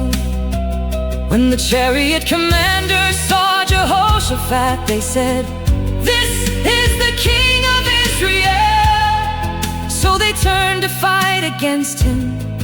But Jehoshaphat cried out, and the Lord helped him. God drew them away from him. And when the chariot commanders saw that he was not the king of Israel, they turned back from pursuing him. However, a certain man drew his bow without taking special aim, and he struck the king of Israel between the joints of his armor. So the king said to his charioteer, "Turn around and take me out of the battle, for I am badly wounded." The battle raged throughout that day, and the king of Israel propped himself up in his chariot, facing the Arameans until evening. And at sunset he died.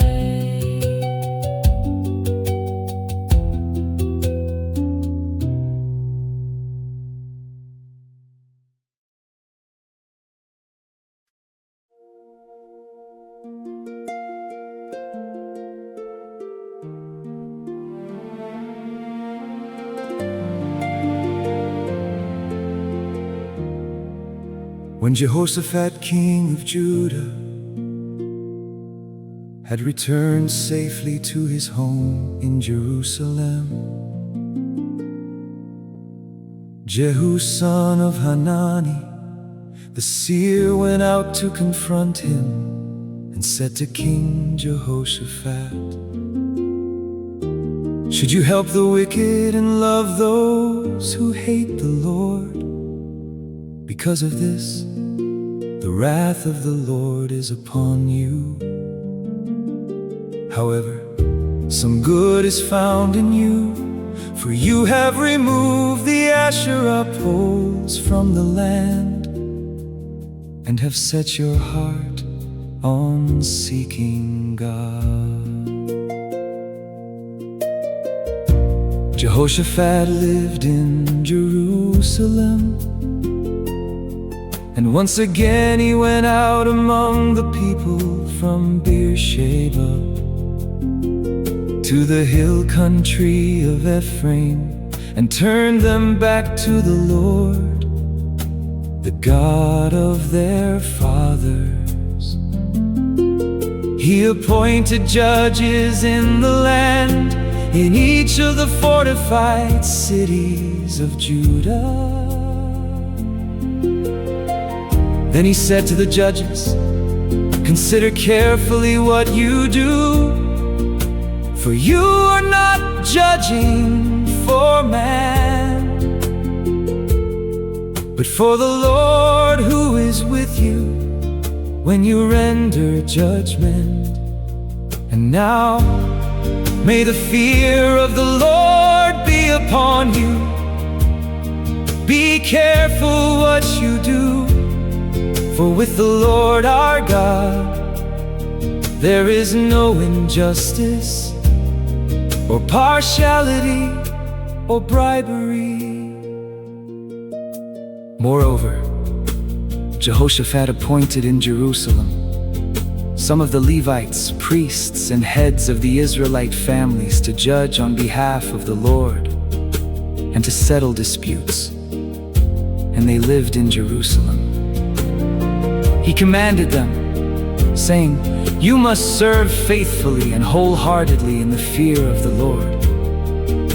For every dispute that comes before you from your brothers who dwell in their cities, whether it regards bloodshed or some other violation of law, commandments, statutes, or ordinances, you are to warn them, so that they will not incur guilt before the Lord, and wrath will not come upon you and your brothers do this, and you will not incur guilt."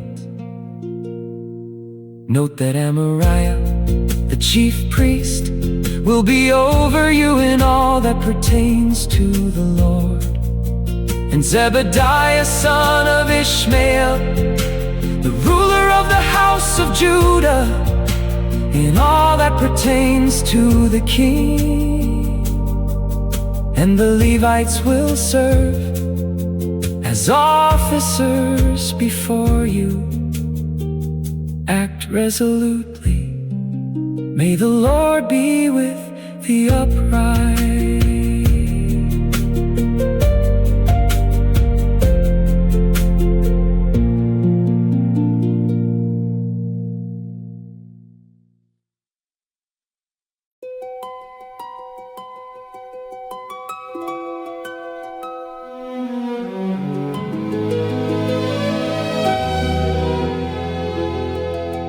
After this, the Moabites and Ammonites, together with some of the Moonites, came to make war against Jehoshaphat. Then some men came and told Jehoshaphat, "A vast army is coming against you from Edom, from beyond the sea. They are already in Hazazon Tamar," that is, En-Gedi. Jehoshaphat was alarmed and set his face to seek the Lord, and he proclaimed a fast throughout Judah. So the people of Judah gathered to seek the Lord, and indeed they came from all the cities of Judah to seek him. Then Jehoshaphat stood in the assembly of Judah and Jerusalem, in the house of the Lord, in front of the new courtyard, and said, "O Lord, God of our fathers, are you not the God who is in heaven? And do you not rule over all the kingdoms of the nations? Power and might are in your hand, and no one can stand against you, our God. Did you not drive out the inhabitants of this land before your people Israel, and give it forever to the descendants of Abraham, your friend? They have lived in the land and have built in it a sanctuary for your name, saying, if disaster comes upon us, whether sword or judgment, plague or famine, we will stand before this temple and before you, for your name is in this temple. We will cry out to you in our distress, and you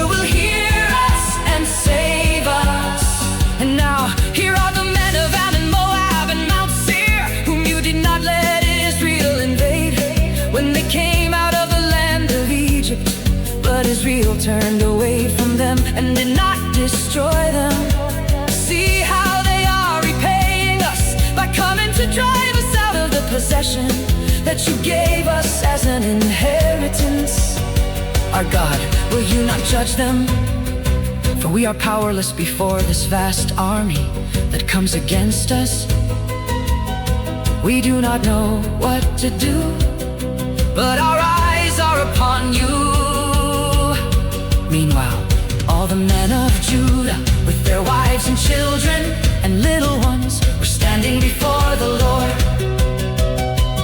Then the Spirit of the Lord came upon Jahaziel, son of Zechariah, the son of Benaiah, the son of Jael, the son of Mattaniah, a Levite from Asaph's descendants, as he stood in the midst of the assembly. And he said, "Listen, All you people of Judah and Jerusalem, listen, King Jehoshaphat. this is what the Lord says. This is what the Lord says. Do not be afraid or discouraged because of this vast army, for the battle does not belong to you, but to God. Tomorrow you are to march down against them. You will see them coming up the ascent of Ziz, and you will find them at the end of the valley, facing the wilderness of Jeruel. You need not fight this battle. Take up your position, stand firm, and see the salvation of the Lord on your behalf. O Judah and Jerusalem, do not be afraid or discouraged. Go out and face them tomorrow, for the Lord is with you." Then Jehoshaphat bowed face down, and all the people of Judah and Jerusalem fell down before the Lord to worship him. And the Levites from the Kohathites and Korahites stood up to praise the Lord, the God of Israel, shouting in a very loud voice. Early in the morning they got up and left for the wilderness of Tekoa. As they set out, Jehoshaphat stood up and said, "Hear me, O people of Judah and Jerusalem. Believe in the Lord your God, and you will be upheld. Believe in his prophets, and you will succeed." Then Jehoshaphat consulted with the people and appointed those who would sing to the Lord and praise the splendor of his holiness. As they went out before the army, they were singing, "Give thanks to the Lord, for his loving devotion endures forever." The moment they began their shouts and praises, the Lord set ambushes against the men of Ammon, Moab, and Mount Seir, who had come against Judah, and they were defeated.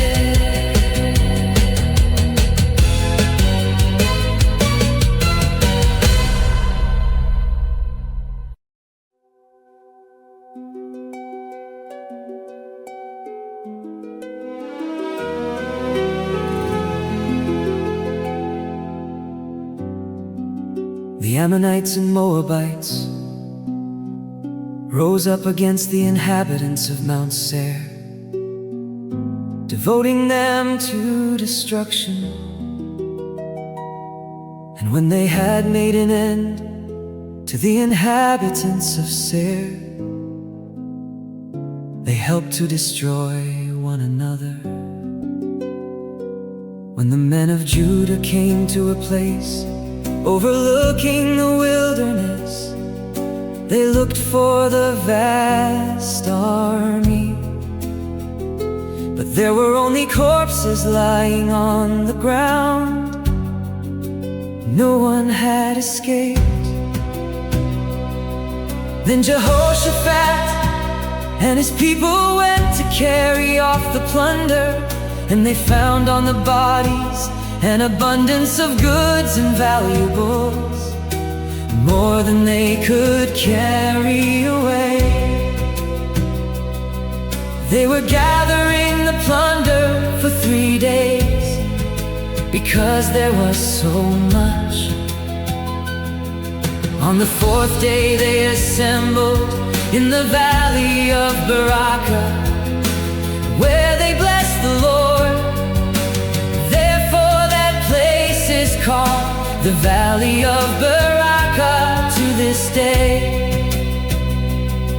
Then all the men of Judah and Jerusalem, with Jehoshaphat at their head, returned joyfully to Jerusalem, for the Lord had made them rejoice over their enemies.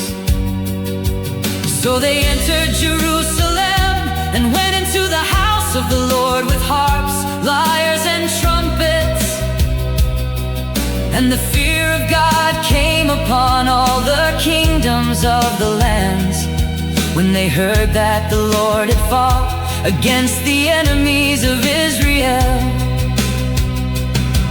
Then Jehoshaphat's kingdom was at peace, for his God had given him rest on every side. So Jehoshaphat reigned over Judah. He was 35 years old when he became king, and he reigned in Jerusalem 25 years. His mother's name was Azubah, daughter of Shili. And Jehoshaphat walked in the way of his father Asa, and did not turn away from him. He did what was right in the eyes of the Lord. The high places, however, were not removed. The people had not yet set their hearts on the God of their fathers. As for the rest of the acts of Jehoshaphat, from beginning to end, they are indeed written in the Chronicles of Jehu, son of Hanani, which are recorded in the book of the kings of Israel. Later, Jehoshaphat, king of Judah, made an alliance with Hezekiah, king of Israel, who acted wickedly. They agreed to make ships to go to Tarshish, and these were built in Ezion-Geber.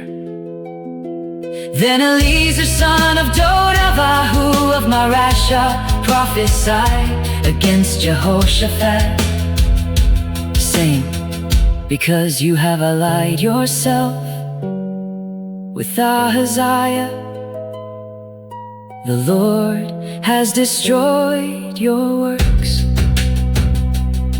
So the ships were wrecked and were unable to sail to Tarshish.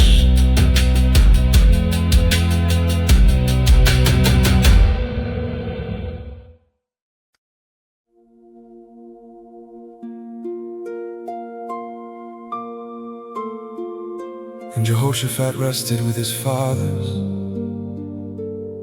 and was buried with them in the city of David. And his son Jehoram reigned in his place. Jehoram's brothers, the sons of Jehoshaphat, were Azariah, Jehiel, Zechariah, Azariah, Michael, and Shephatiah. These were all sons of Jehoshaphat, king of Israel. Their father had given them many gifts of silver and gold and precious things, as well as the fortified cities in Judah. But he gave the kingdom to Jehoram, because he was the firstborn. When Jehoram had established himself over his father's kingdom, he strengthened himself by putting to the sword all his brothers, along with some of the princes of Israel. Jehoram was 32 years old when he became king, and he reigned in Jerusalem 8 years. And Jehoram walked in the ways of the kings of Israel, just as the house of Ahab had done. For he married a daughter of Ahab, and did evil in the sight of the Lord. Yet the Lord was unwilling to destroy the house of David, because of the covenant he had made with David. And since he had promised to maintain a lamp for David and his descendants forever. In the days of Jehoram, Edom rebelled against the hand of Judah and appointed their own king. So Jehoram crossed into Edom with his officers and all his chariots. When the Edomites surrounded him and his chariot commanders, he rose up and attacked by night. So to this day Edom has been in rebellion against the hand of Judah. Likewise, Libnah rebelled against his rule at the same time. Because Jehoram had forsaken the Lord, the God of his fathers. Jehoram had also built high places on the hills of Judah. He had caused the people of Jerusalem to prostitute themselves and had led Judah astray. Then a letter came to Jehoram from Elijah the prophet, which stated, "This is what the Lord, the God of your father David, says. You have not walked in the ways of your father Jehoshaphat or of Asa king of Judah, but you have walked in the ways of the kings of Israel and have caused Judah and the people of Jerusalem to prostitute themselves. Just as the house of Ahab prostituted itself, you have also killed your brothers, your father's family, who were better than you. So behold, the Lord is about to strike your people, your sons, your wives, and all your possessions with a serious blow. And day after day you yourself will suffer from a severe illness, a disease of your bowels, until it causes your bowels to come out. Then the Lord stirred against Jehoram the spirit of the Philistines and Arabs who live near the Cushites. So they went to war against Judah, invaded it, and carried off all the possessions found in the king's palace, along with his sons and wives. Not a son was left to him, except Jehoahaz, his youngest. After all this, the Lord afflicted Jehoram with an incurable disease of the bowels.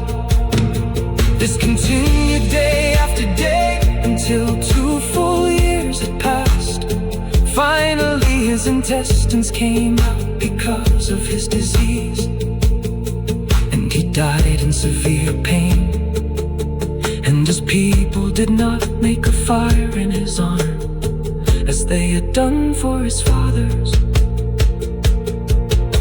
Jehoram was 32 years old when he became king, and he reigned in Jerusalem 8 years. He died to no one's regret and was buried in the city of David, but not in the tombs of the kings.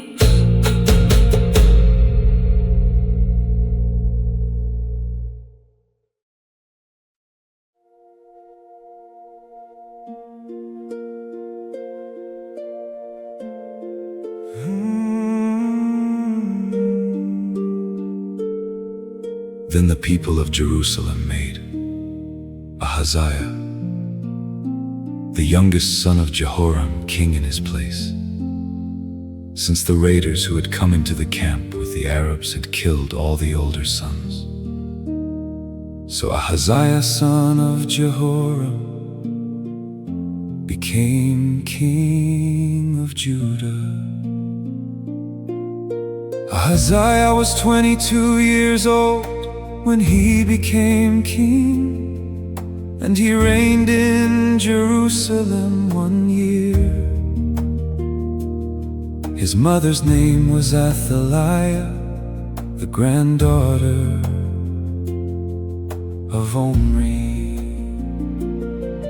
Ahaziah also walked in the ways of the house of Ahab, For his mother was his counselor in wickedness, and he did evil in the sight of the Lord, as the house of Ahab had done.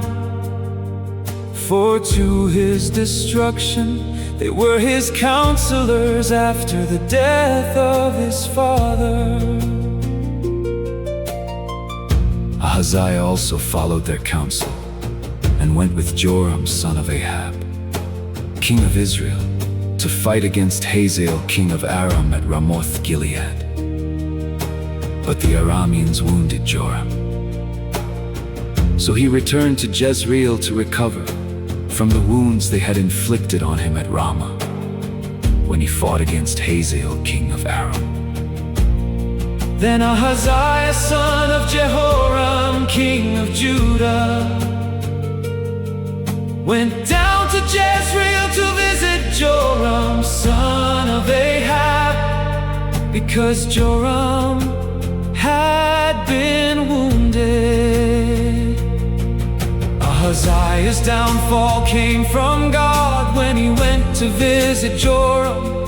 When Ahaziah arrived, he went out with Joram to meet Jehu son of Nimshi, whom the Lord had anointed to destroy the house of Ahab. So while Jehu was executing judgment on the house of Ahab, he found the rulers of Judah and the sons of Ahaziah's brothers who were serving Ahaziah, and he killed them.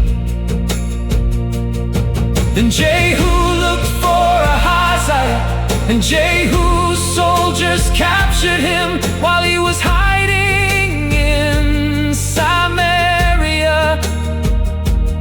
So Ahaziah was brought to Jehu and put to death. They buried him, for they said, He is the grandson of Jehoshaphat, who sought the Lord with all his heart. so no one was left from the house of Ahaziah with the strength to rule the kingdom.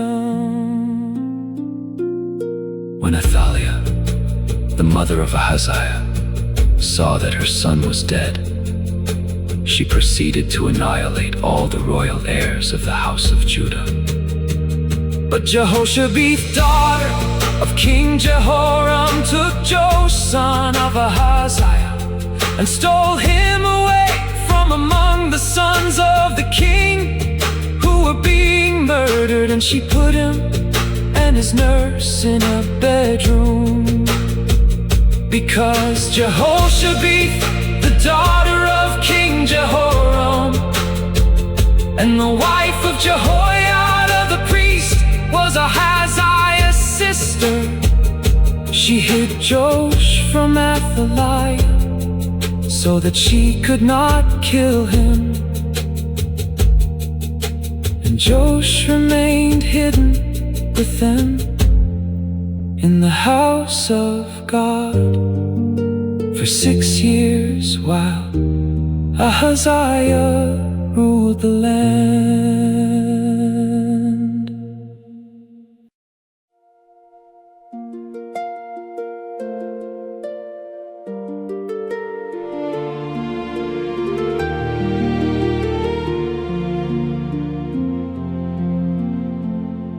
Then in the 7th year, Jehoiada strengthened himself and made a covenant with the commanders of hundreds, with Azariah son of Jeroham, Ishmael son of Jehohanan, Azariah son of Obed, Maaseiah son of Adiah, and Elishaphat son of Zitri.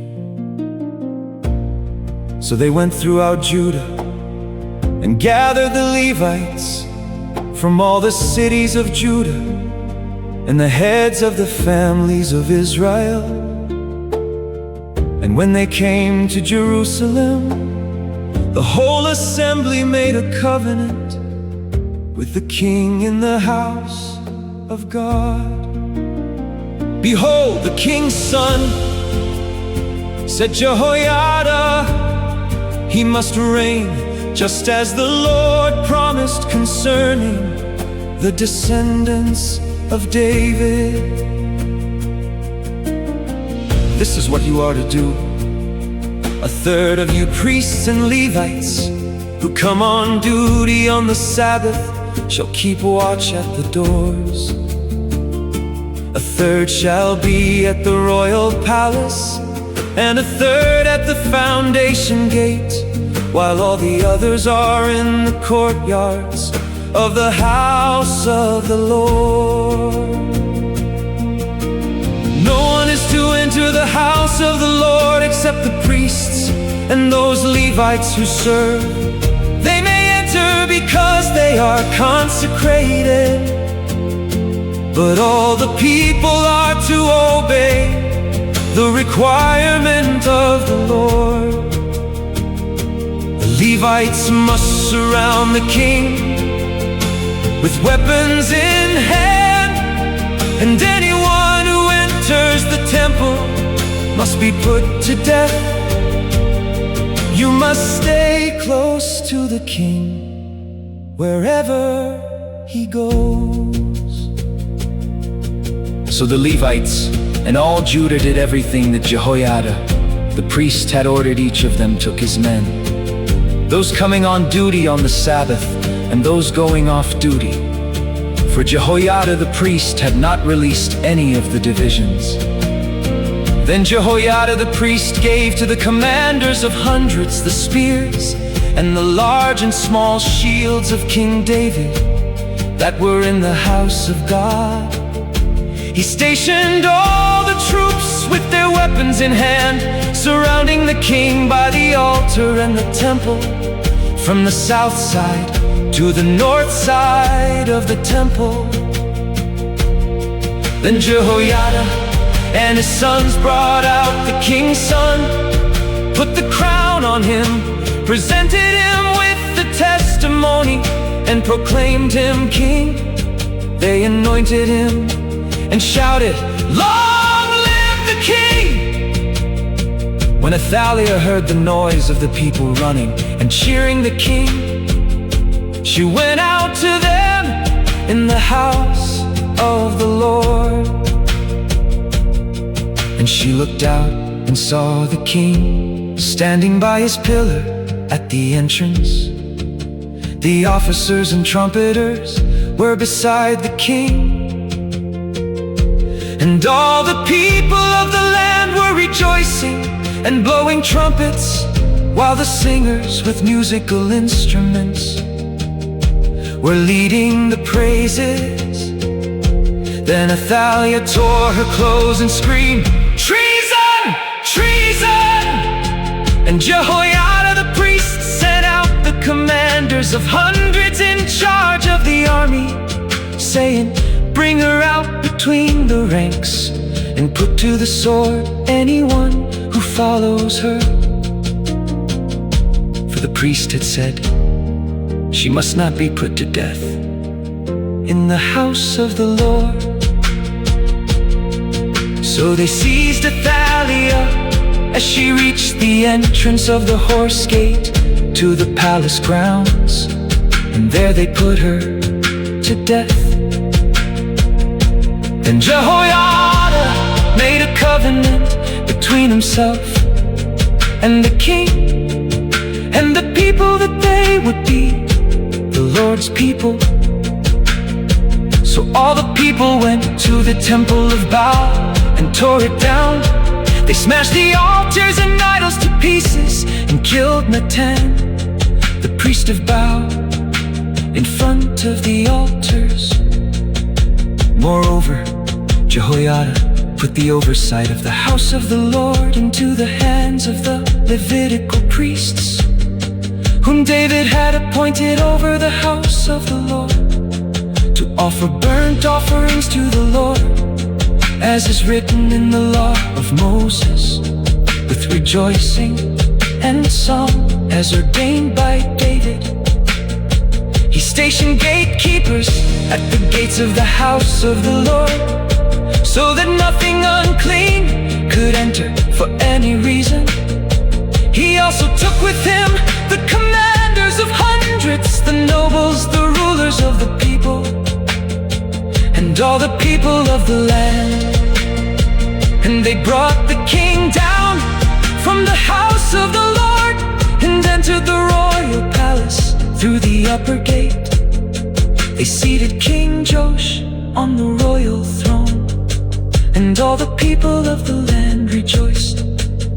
And the city was quiet, because Athaliah had been put to the sword.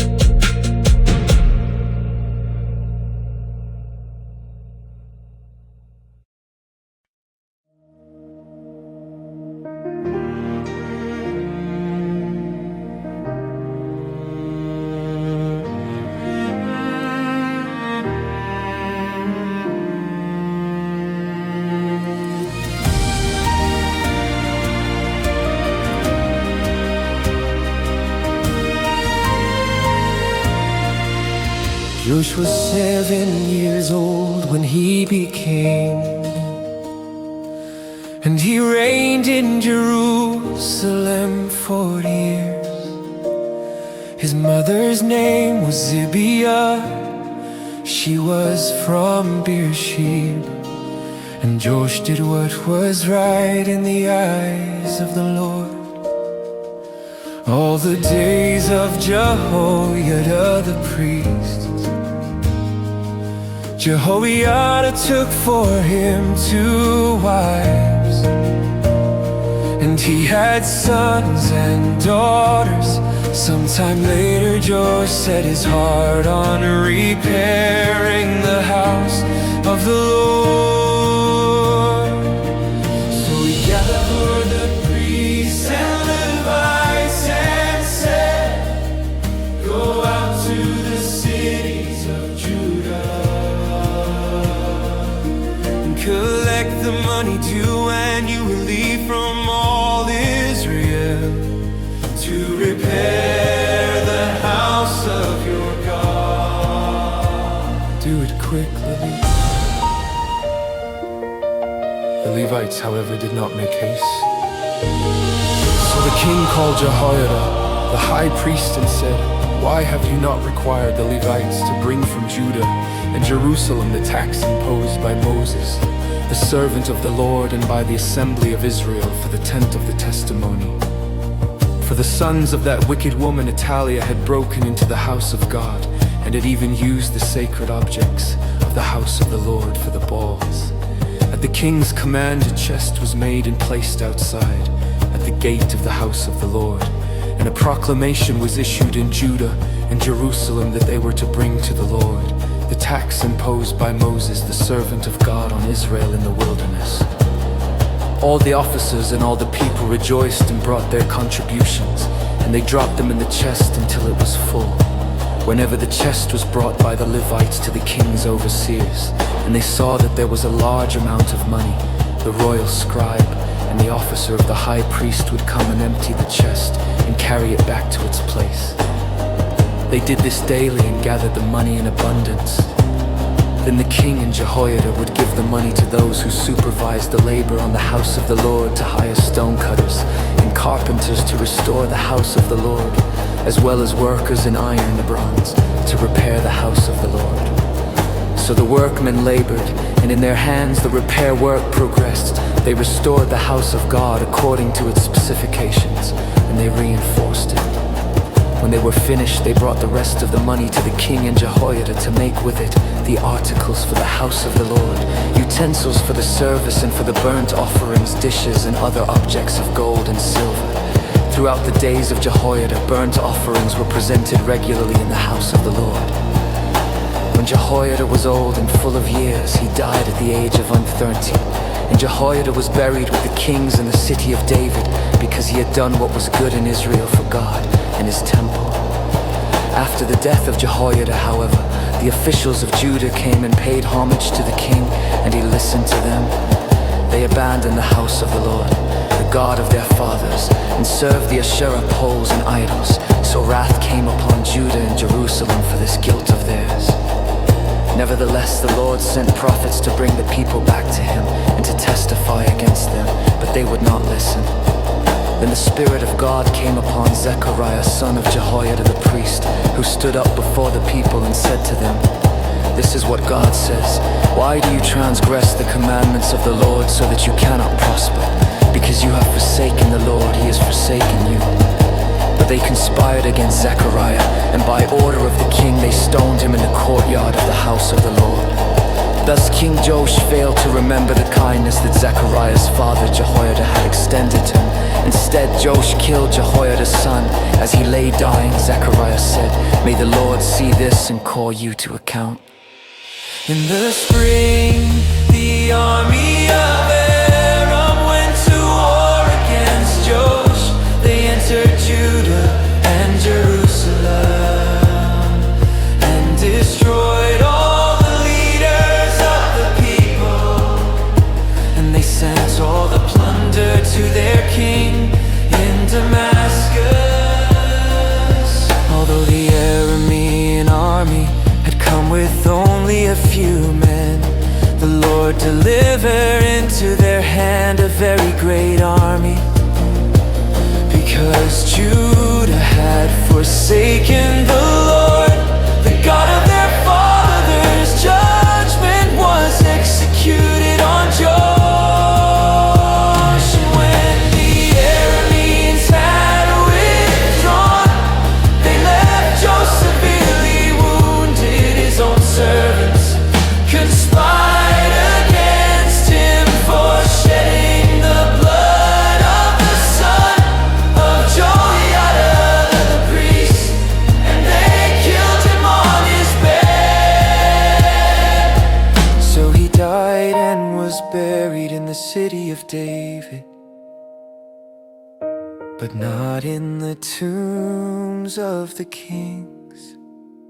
Those who conspired against Joash were Zabad son of Shemith, the Ammonites, and Jehozabad son of Shimrith the Moabite. Says the accounts of the sons of Joash, as well as the many pronouncements about him and about the restoration of the house of God, are indeed written in the treatise of the book of the Kings.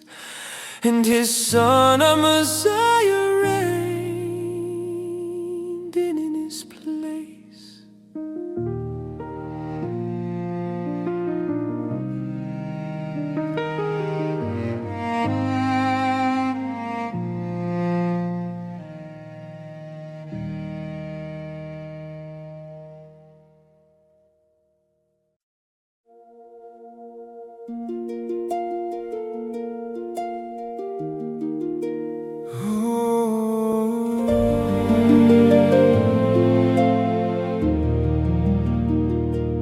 Amaziah was 25 years old when he became king, and he reigned in Jerusalem 29 years. His mother's name was Jehoadan. She was from Jerusalem.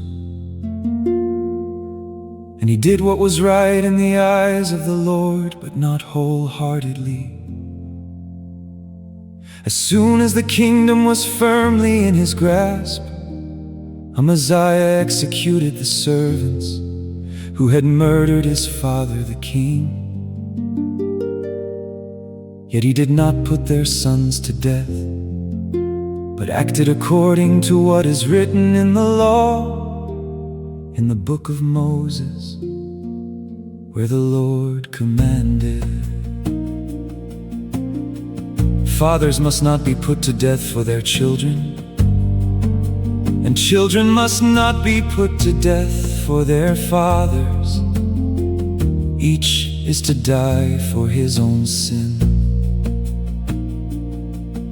Then Amaziah gathered the people of Judah and assigned them according to their families to commanders of thousands and of hundreds.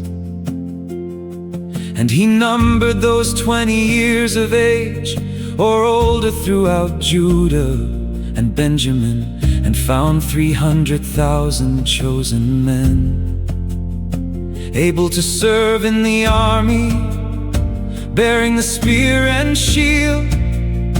He also hired 100,000 mighty warriors from Israel for 100 talents of silver. But a man of God came to him and said, "O king, do not let the army of Israel go with you. For the Lord is not with Israel, not with any of the Ephraimites. Even if you go and fight bravely in battle, God will make you stumble before the enemy.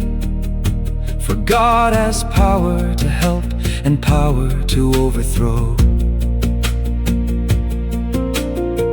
Amaziah asked the man of God, "What should I do about the 100 talents I have given to the army of Israel?"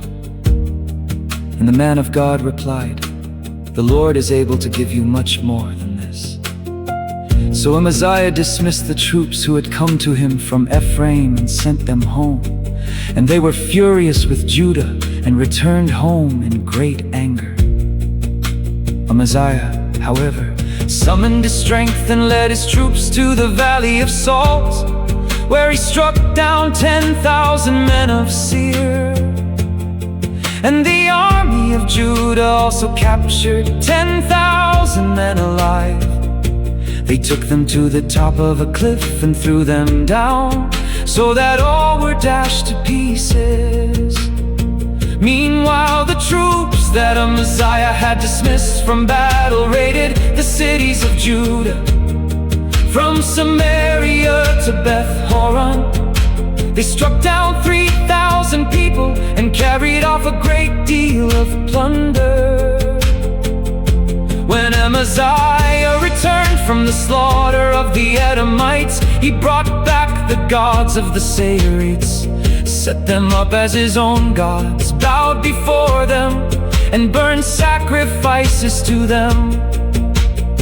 Therefore the anger of the Lord burned against Amaziah, and he sent him a prophet who said, "Why have you sought this people's gods, which could not deliver them from your hand?" While he was still speaking, the king asked, "Have we made you the counselor to the king?" "Stop! Why be struck down?" So the prophet stopped, but he said, "I know that God has determined to destroy you, because you have done this and have not heeded my advice." Then Amaziah, king of Judah, took counsel and sent word to the king of Israel. Jehoash, son of Jehoahaz, the son of Jehu, "Come, let us meet face to face," he said. But Jehoash, king of Israel, replied to Amaziah, king of Judah, "A thistle in Lebanon sent a message to a cedar in Lebanon, saying, 'Give your daughter to my son in marriage.' Then a wild beast in Lebanon came along and trampled the thistle. You have said, 'Look, I have defeated Edom,' and your heart has become proud and boastful. Now stay at home. Why should you stir up trouble so that you fall? You and Judah with you." But Amaziah would not listen, for this had come from God in order to deliver them into the hand of Jehoash, because they had sought the gods of Edom. So Jehoash, king of Israel, advanced, and he and Amaziah, king of Judah, faced each other at Beth-shemesh in Judah. And Judah was routed before Israel, and every man fled to his own home. There at Beth-shemesh, Jehoash, king of Israel, captured Amaziah, king of Judah, the son of Joash, the son of Jehoahaz. Then Jehoash brought him to Jerusalem and broke down the wall of Jerusalem, from the Ephraim gate to the corner gate, a section of 400 cubits. He took all the gold and silver and all the articles found in the house of God with Obed-Edom, and in the treasuries of the royal palace, as well as some hostages. Then he returned to Samaria. Amaziah, son of Joash, king of Judah, lived for 15 years after the death of Jehoash, son of Jehoahaz, king of Israel. As for the rest of the acts of Amaziah, from beginning to end, are they not written in the book of the kings of Judah and Israel? From the time that Amaziah turned from following the Lord, a conspiracy was formed against him in Jerusalem, and he fled to Lachish. But men were sent after him to Lachish, and they killed him there. They carried him back on horses and buried him with his fathers in the city of Judah.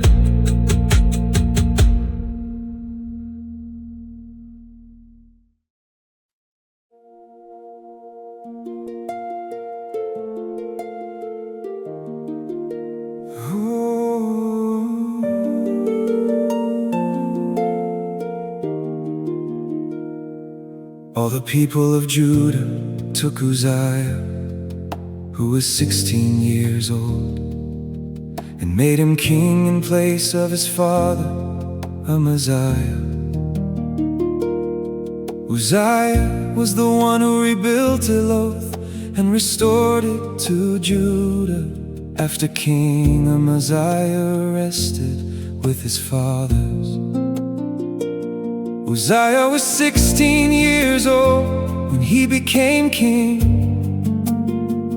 and he reigned in Jerusalem 52 years. His mother's name was Jecholiah. She was from Jerusalem, and he did what was right in the eyes of the Lord, just as his father Amaziah had done. He sought God throughout the days of Zechariah, who instructed him in the fear of God. And as long as he sought the Lord, God gave him success.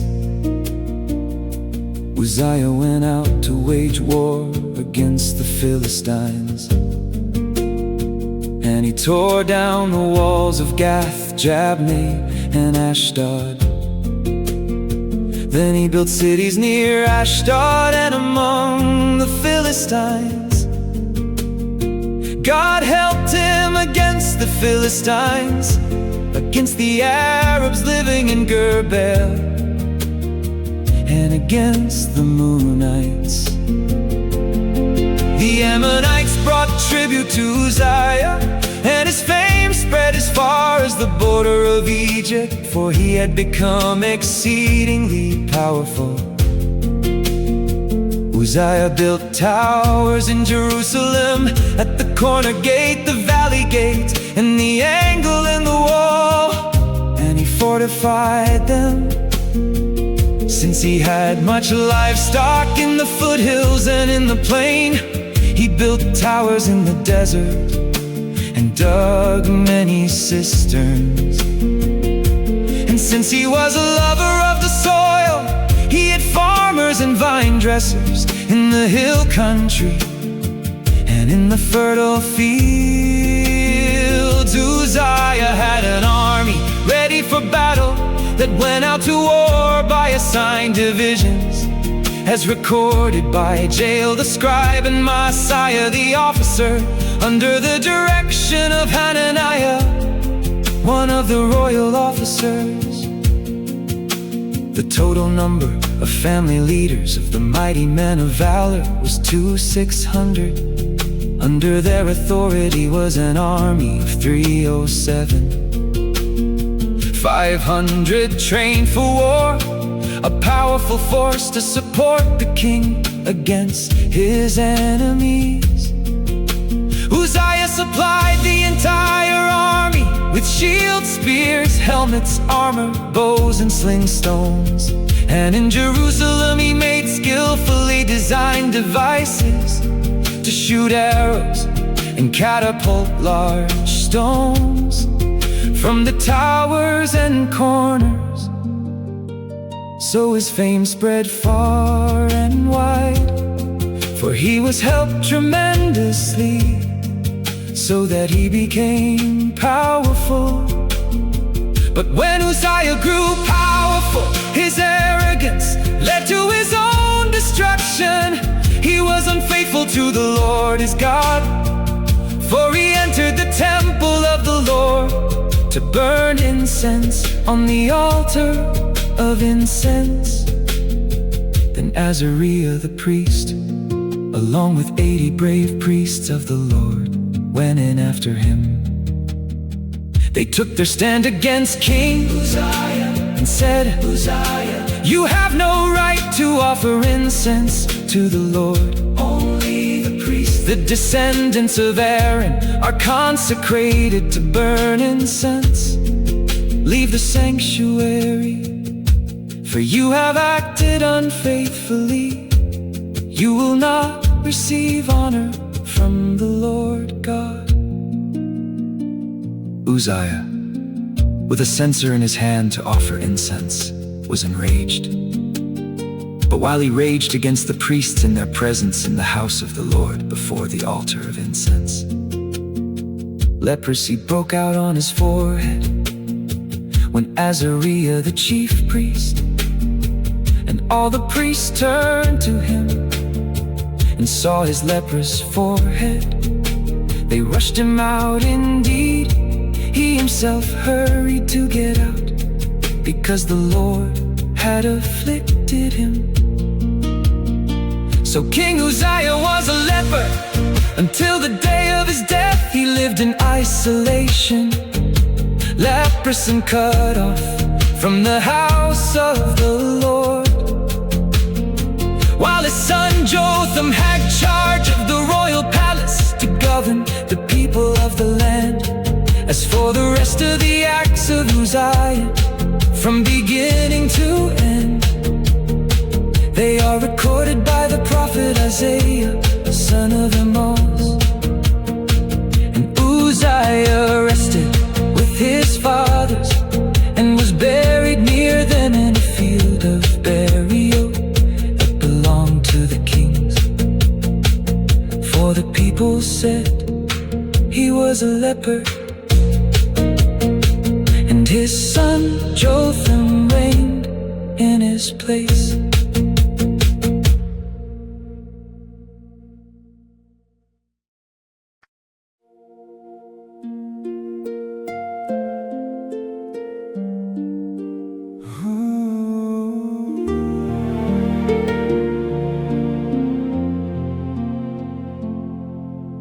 Jotham was 25 years old when he became king,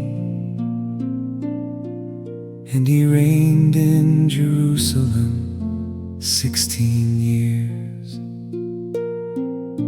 His mother's name was Jerusha, daughter of Zadok,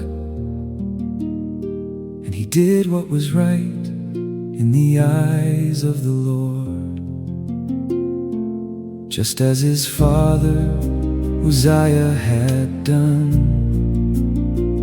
In addition, he did not enter the temple of the Lord, but the people still behaved corruptly.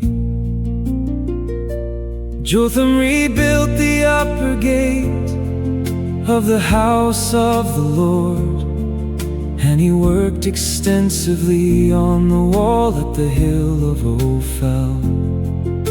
He also built cities in the hill country of Judah, and fortresses and towers in the forests. Jotham waged war against the king of the Ammonites and defeated them, and that year they gave him 100 talents of silver, 10,000 cores of wheat, and 10,000 cores of barley. They paid him the same in the second and third years. So Jotham grew powerful because he ordered his ways before the Lord his God. As for the rest of the acts of Jotham, along with all his wars and his ways, they are indeed written in the book of the kings of Israel and Judah. He was 25 years old when he became king, and he reigned in Jerusalem 16 years.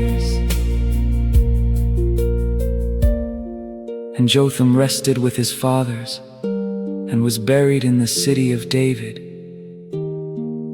And his son Ahaz reigned in his place.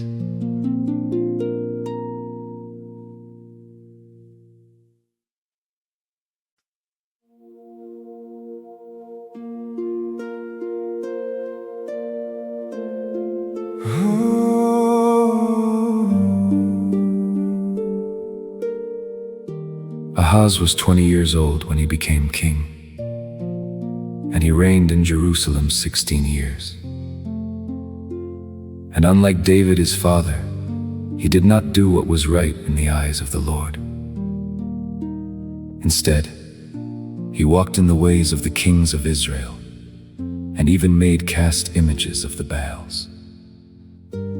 Moreover, Ahaz burned incense in the valley of Hinnom, and sacrificed his sons in the fire, according to the abominations of the nations that the Lord had driven out before the Israelites. And he sacrificed and burned incense on the high places, on the hills, and under every green tree.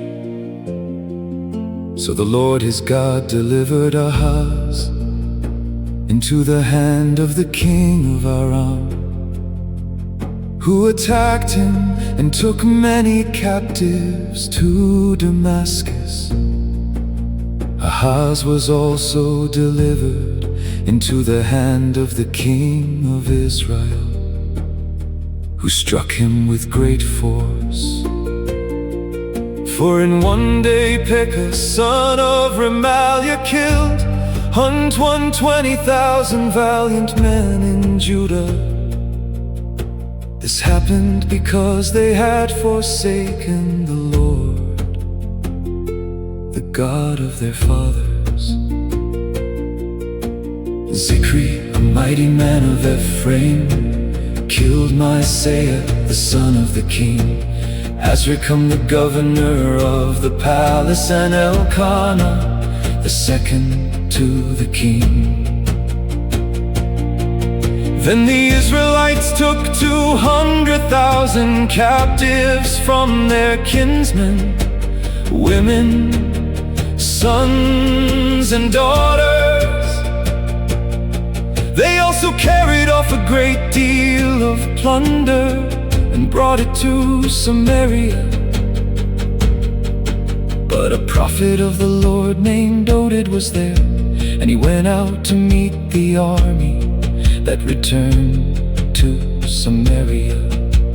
Look, he said to them, because of his wrath against Judah, the Lord, the God of your fathers, has delivered them into your hand. But you have slaughtered them in a rage that reaches up to heaven. And now you intend to reduce to slavery the men and women of Judah and Jerusalem. But are you not also guilty before the Lord your God? Now therefore, listen to me, and return the captives you took from your kinsmen, for the fierce anger of the Lord is upon you. Then some of the leaders of the Ephraimites, Azariah son of Jehohanan, Berechiah son of Meshillemoth, Hezekiah son of Shallum, and Amasa son of Hadlai, stood in opposition to those arriving from the war. You must not bring the captives here, they said, for you are proposing to bring guilt upon us from the Lord, and to add to our sins and our guilt, for our guilt is great, and fierce anger is upon Israel. So the armed men left the captives and the plunder before the leaders and all the assembly. Then the men who were designated by name arose, took charge of the captives, and provided from the plunder clothing for the naked. They clothed them, gave them sandals and food and drink, anointed their wounds, and put all the feeble on donkeys. So they brought them to Jericho, the city of palms, to their brothers. Then they returned to Samaria. At that time King Ahaz sent for help from the king of Assyria. The Edomites had again come and attacked Judah and carried away captives. The Philistines had also raided the cities of the foothills and the Negev of Judah, capturing and occupying Beth Shemesh, Aijalon and Gederoth, as well as Sokotimna and Gimzo with their villages. For the Lord humbled Judah, because Ahaz, king of Israel, had thrown off restraint in Judah and had been most unfaithful to the Lord. Then Tiglath-Pileser, king of Assyria, came to Ahaz, but afflicted him rather than strengthening him. Although Ahaz had taken a portion from the house of the Lord, from the royal palace and from the princes, and had presented it to the king of Assyria, it did not help him. In the time of his distress, King Ahaz became even more unfaithful to the Lord. Since Damascus had defeated him, he sacrificed to their gods and said, because the gods of the kings of Aram have helped them, I will sacrifice to them, that they may help me. But these gods were the downfall of Ahaz and of all Israel. Then Ahaz gathered up the articles of the house of God, cut them into pieces, shut the doors of the house of the Lord, and set up altars of his own on every street corner in Jerusalem. In every city of Judah he built high places to offer incense to other gods. And so he provoked the Lord, the God of his fathers. As for the rest of the acts of Ahaz and all his ways, from beginning to end, they are indeed written in the book of the kings of Judah and Israel. And Ahaz rested with his fathers and was buried in the city of Jerusalem.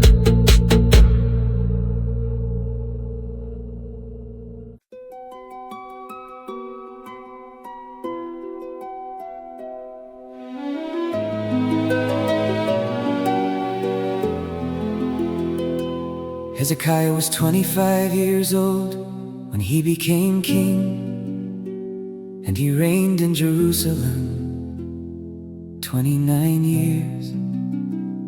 His mother's name was Abijah, the daughter of Zechariah, and he did what was right in the eyes of the Lord, just as his father David had done. In the first month of the first year of his reign, Hezekiah opened and repaired the doors of the house of the Lord. Then he brought in the priests and Levites and gathered them in the square on the east side. Listen to me, O Levites, he said. Consecrate yourselves now and consecrate the house of the Lord, the God of your fathers. Remove from the holy place every impurity. For our fathers were unfaithful and did evil in the sight of the Lord our God. They abandoned him, turned their faces away from the dwelling place of the Lord, and turned their backs on him. They also shut the doors of the portico and extinguished the lamps. They did not burn incense or present burnt offerings in the holy place of the God of Israel. Therefore, the wrath of the Lord has fallen upon Judah and Jerusalem, and he has made them an object of terror, horror, and mockery, as you can see with your own eyes. For behold, this is why our fathers have fallen by the sword, and our sons and daughters and wives are in captivity. Now it is in my heart to make a covenant with the Lord, the God of Israel, so that his fierce anger will turn away from us. Now, my sons, do not be negligent, for the Lord has chosen you to stand before him, to serve him, to minister before him, and to burn incense. Then the Levites set to work, Mahath son of Amasai, and Joel son of Azariah from the Kohathites, Kish son of Abdi, and Desariah son of Jehalelel from the Merarites, Joel son of Zimmah, and Eden son of Joel from the Gershonites, Shimri and Joel from the Elizaphanites, Zechariah and Mattaniah from the Asaphites, Jehiel and Shimei from the Himanites, and Shemaiah and Uzziel from the Jeduthunites. When they had assembled their brothers and consecrated themselves, they went in to cleanse the house of the Lord, according to the command of the king, by the words of the Lord. So the priest went inside the house of the Lord to cleanse it, and they brought out to the courtyard all the unclean things that they found in the temple of the Lord. Then the Levites took these things and carried them out to the Kidron Valley. They began the consecration on the first day of the first month, and on the 8th day of the month they reached the portico of the Lord. For 8 more days they consecrated the house of the Lord itself, finishing on the 16th day of the first month. Then they went into King Hezekiah and reported, "We have cleansed the entire house of the Lord, the altar of burnt offering with all its utensils, and the table of the showbread with all its utensils. Moreover, we have prepared and consecrated all the articles that King Ahaz in his unfaithfulness cast aside during his reign. They are now in front of the altar of the Lord." Early the next morning, King Hezekiah gathered the city officials and went up to the house of the Lord. They brought 7 bulls, 7 rams, 7 lambs, and 7 male goats as a sin offering for the kingdom, for the sanctuary, and for Judah. And the king commanded the priests, the descendants of Aaron, to offer them on the altar of the Lord. So they slaughtered the bulls, and the priests took the blood and sprinkled it on the altar. They slaughtered the rams and sprinkled the blood on the altar. And they slaughtered the lambs and sprinkled the blood on the altar. Then they brought the goats for the sin offering before the king and the assembly, who laid their hands on them. And the priests slaughtered the goats and put their blood on the altar for a sin offering, to make atonement for all Israel, because the king had ordered the burnt offering and the sin offering for all Israel. Hezekiah stationed the Levites in the house of the Lord with cymbals, harps, and lyres, according to the command of David, of Gad the king's seer, and of Nathan the prophet, for the command had come from the Lord through his prophets. The Levites stood with the instruments of David, and the priests with the trumpets. And Hezekiah ordered that the burnt offering be sacrificed on the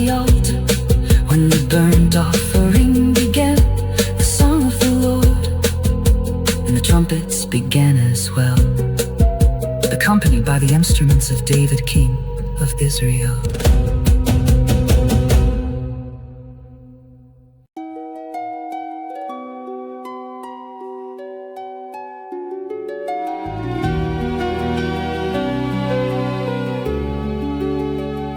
The whole assembly was worshiping, the singers were singing, and the trumpeters were playing.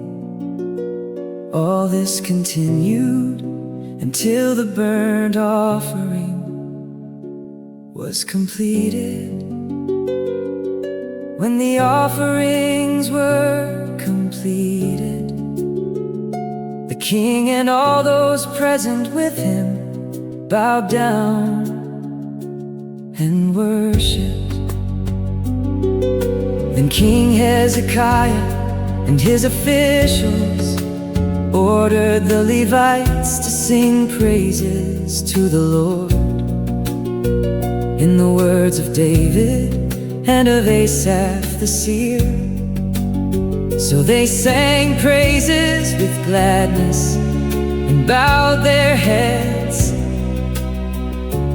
and worshipped.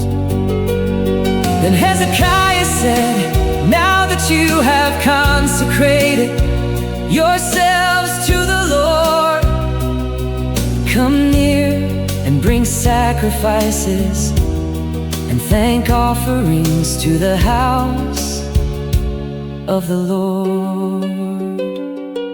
So the assembly brought sacrifices and thank offerings, and all whose hearts were willing brought burnt offerings. The number of burnt offerings the assembly brought was 70 bulls, 100 rams, and 200 lambs. All these were for a burnt offering to the Lord. And the consecrated offerings were 600 bulls and 3,000 sheep.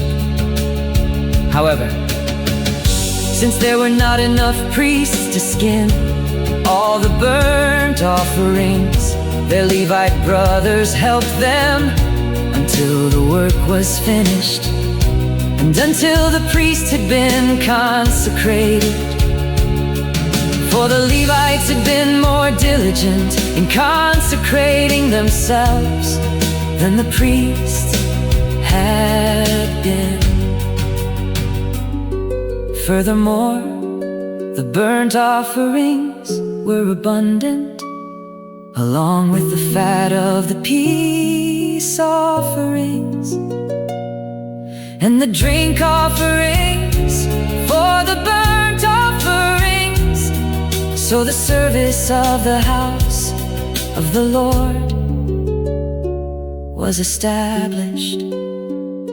Then Hezekiah and all the people rejoiced at what God had prepared for the people, because everything had been accomplished so quickly.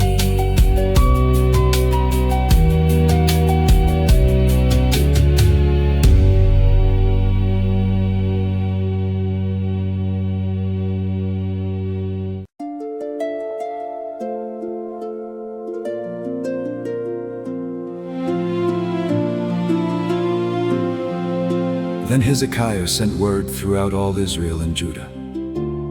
And he also wrote letters to Ephraim and Manasseh, inviting them to come to the house of the Lord in Jerusalem, to keep the Passover of the Lord, the God of Israel. For the king and his officials and the whole assembly in Jerusalem had decided to keep the Passover in the second month, since they had been unable to observe it at the regular time, because not enough priests had consecrated themselves, and the people had not been gathered in Jerusalem.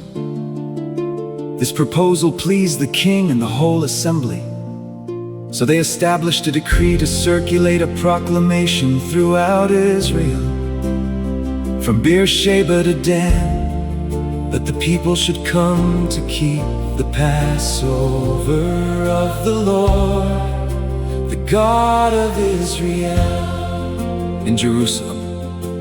For they had not observed it as a nation as prescribed, So the couriers went throughout Israel and Judah with letters from the king and his officials, which read, "Children of Israel, return to the Lord, the God of Abraham, Isaac, and Israel, so that he may return to those of you who remain, who have escaped the grasp of the kings of Assyria. Do not be like your fathers and brothers, who were unfaithful to the Lord, the God of their fathers, so that he made them an object of horror, as you can see. Now do not stiffen your necks as your fathers did. Submit to the Lord and come to his sanctuary, which he has consecrated forever. Serve the Lord your God, so that his fierce anger will turn away from you. For if you return to the Lord, your brothers and sons will receive mercy in the presence of their captors, and will return to this land. For the Lord your God is gracious and merciful. He will not turn his face away from you if you return to him." And the couriers traveled from city to city through the land of Ephraim and Manasseh as far as Zebulun. But the people scorned and mocked them. Nevertheless, some from Asher, Manasseh, and Zebulun humbled themselves and came to Jerusalem. Moreover, the power of God was on the people in Judah to give them one heart to obey the command of the king and his officials, according to the word of the Lord. In the second month, a very great assembly gathered in Jerusalem to celebrate the feast of unleavened bread. They proceeded to remove the altars in Jerusalem and to take away the incense altars and throw them into the Kidron Valley. And on the 14th day of the second month, they slaughtered the Passover lamb. The priests and Levites were ashamed, and they consecrated themselves and brought burnt offerings to the house of the Lord. They stood at their prescribed posts according to the law of Moses, the man of God. The priests sprinkled the blood which they received from the hand of the Levites, since there were many in the assembly who had not consecrated themselves. The Levites were in charge of slaughtering the Passover lambs for every unclean person, to consecrate the lambs to the Lord. A large number of the people, many from Ephraim, Manasseh, Issachar, and Zebulun, had not purified themselves, yet they ate the Passover, contrary to what was written. But Hezekiah interceded for them, saying, "May the Lord, who is good, provide atonement for everyone who sets his heart on seeking God, the Lord, the God of his fathers, even if he is not cleansed according to the purification rules of the sanctuary." And the Lord heard Hezekiah and healed the people. The Israelites who were present in Jerusalem celebrated the feast of unleavened bread for 7 days with great joy. And the Levites and priests praised the Lord day after day, accompanied by loud instruments of praise to the Lord. And Hezekiah encouraged all the Levites who performed skillfully before the Lord. For 7 days they ate their assigned portion, sacrificing fellowship offerings and giving thanks to the Lord, the God of their fathers. The whole assembly agreed to observe 7 more days. So they observed 7 days with joy. For Hezekiah, king of Judah, contributed 1,000 bulls and 7,000 sheep for the assembly And the officials contributed 1,000 bulls and 10,000 sheep for the assembly. And a great number of priests consecrated themselves. Then the whole assembly of Judah rejoiced along with the priests and Levites, and the whole assembly that had come from Israel, including the foreigners who had come from Israel, and those who lived in Judah. So there was great rejoicing in Jerusalem, for nothing like this had happened there since the days of Solomon, son of David, king of Israel. And the priests and the Levites stood to bless the people, and God heard their voice, and their prayer came to his holy dwelling place in heaven.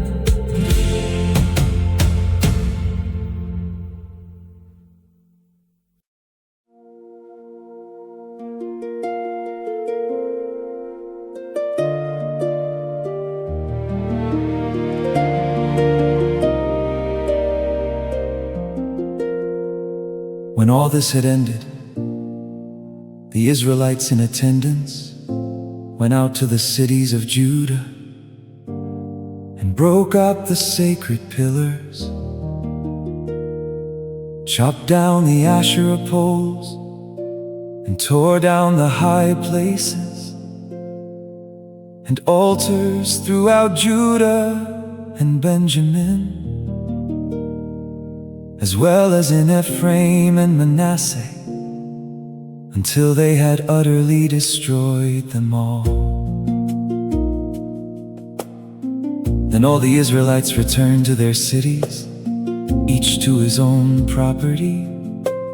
Hezekiah re-established the divisions of the priests and Levites, each of them according to their duties as priests or Levites, for the burnt offerings and peace offerings, for ministry, for giving thanks, and for singing praises at the gates of the Lord's dwelling.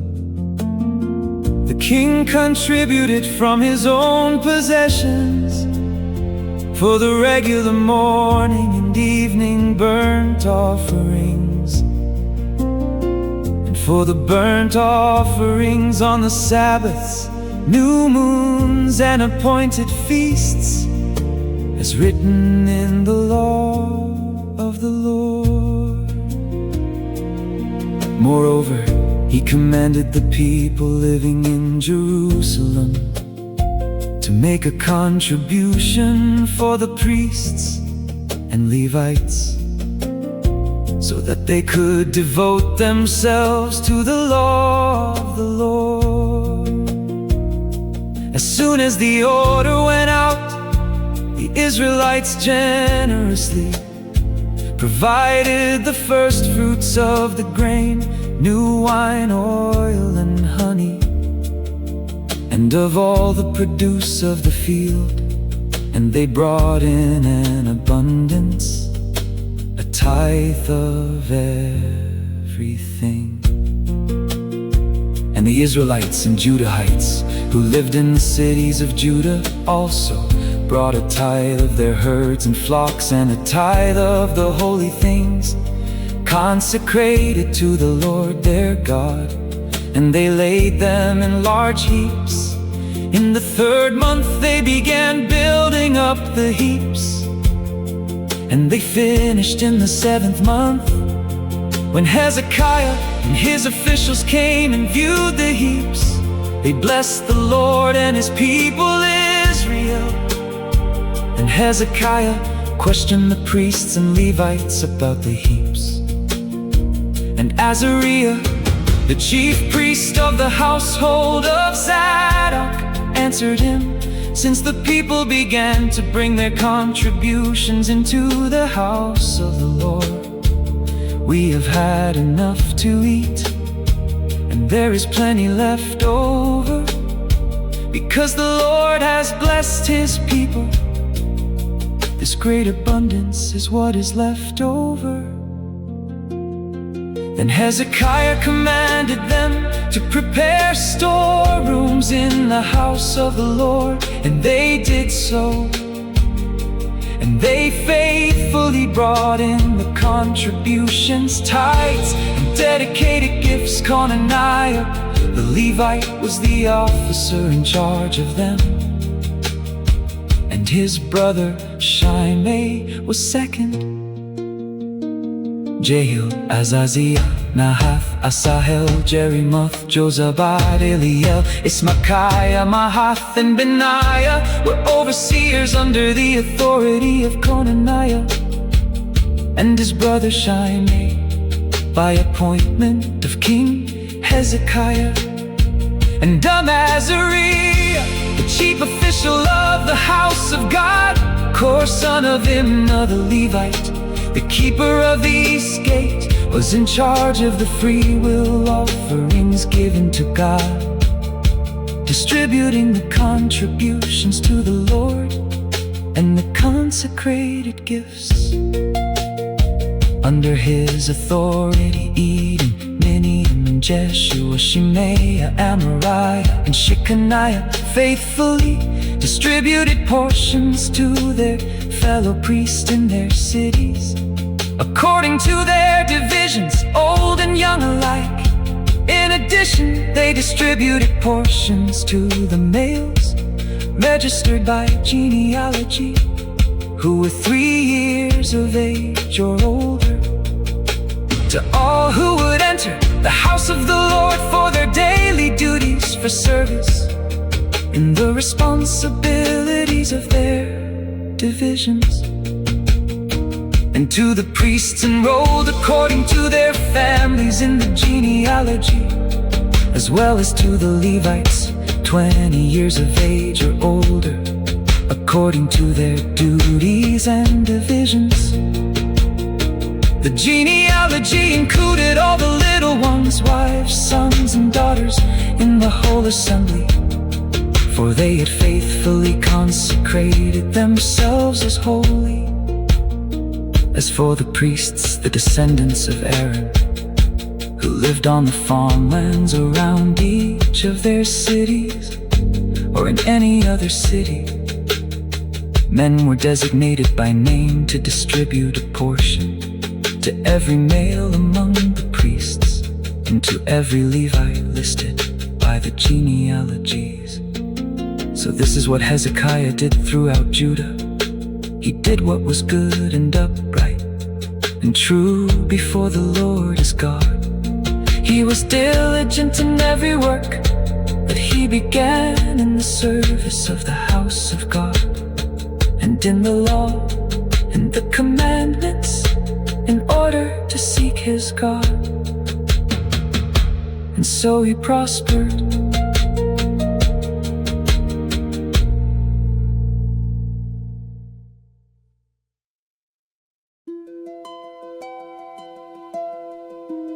After all these acts of faithfulness, Sennacherib, king of Assyria, came and invaded Judah.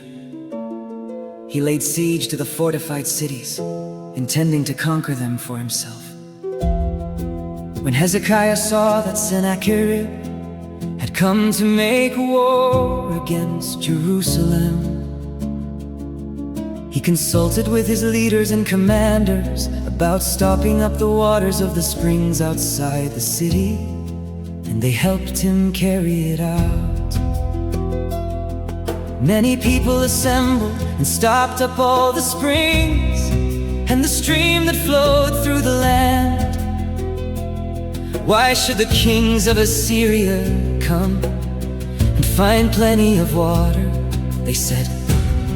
Then Hezekiah worked resolutely to rebuild all the broken sections of the wall, and to raise up towers on it. He also built an outer wall and reinforced the supporting terraces of the city of David. And he produced an abundance of weapons and shields. Hezekiah appointed military commanders over the people, and gathered the people in the square of the city gate. Then he encouraged them, saying, Be strong and courageous, do not be afraid or discouraged before the king of Assyria and the vast army with him. For there is a greater one with us than with him. With him is only the arm of flesh, but with us is the Lord our God to help us and to fight our battles. So the people were strengthened by the words of Hezekiah, king of Judah. Later, as Sennacherib, king of Assyria, and all his forces besieged Lachish, he sent his servants to Jerusalem with the message for King Hezekiah of Judah and all the people of Judah who were in Jerusalem. This is what Sennacherib, king of Assyria, says. What is the basis of your confidence that you remain in Jerusalem under siege?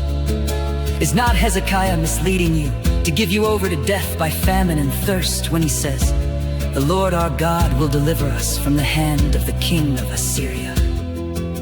Did not Hezekiah himself remove his high places and his altars and say to Judah and Jerusalem, you must worship before one altar, and on it you shall burn sacrifices? Do you not know what I and my fathers have done to all the peoples of the lands? Have the gods of these nations ever been able to deliver their land from my hand? Who among all the gods of these nations that my fathers devoted to destruction has been able to deliver his people from my hand? How then can your God deliver you from my hand? So now, do not let Hezekiah deceive you, and do not let him mislead you like this. Do not believe him, for no God of any nation or kingdom has been able to deliver his people from my hand, or from the hand of my fathers. How much less will your God deliver you from my hand? And the servants of Sennacherib spoke further against the Lord God and against his servant Hezekiah. He also wrote letters mocking the Lord, the God of Israel, and saying against him, just as the gods of the nations did not deliver their people from my hand, so the God of Hezekiah will not deliver his people from my hand. Then the Assyrians called out loudly in Hebrew to the people of Jerusalem, who were on the wall, to frighten and terrify them in order to capture the city. They spoke against the God of Jerusalem as they had spoken against the gods of the peoples of the earth, the work of human hands. In response, King Hezekiah and the prophet Isaiah, son of Amos, cried out to heaven in prayer. And the Lord sent an angel who annihilated every mighty man of valor and every leader and commander in the camp of the king of Assyria. So he withdrew to his own land in disgrace, and when he entered the temple of his God, some of his own sons struck him down with the swords. So the Lord saved Hezekiah and the people of Jerusalem from the hands of King Sennacherib of Assyria and all the others, and he gave them rest on every side. Many brought offerings to Jerusalem for the Lord and valuable gifts for Hezekiah, king of Judah. And from then on, he was exalted in the eyes of all nations. In those days, Hezekiah became mortally ill, so he prayed to the Lord, who spoke to him and gave him a sign. But because his heart was proud, Hezekiah did not repay the favor shown to him. Therefore wrath came upon him and upon Judah and Jerusalem. Then Hezekiah humbled the pride of his heart he and the people of Jerusalem, so that the wrath of the Lord did not come upon them during the days of Hezekiah.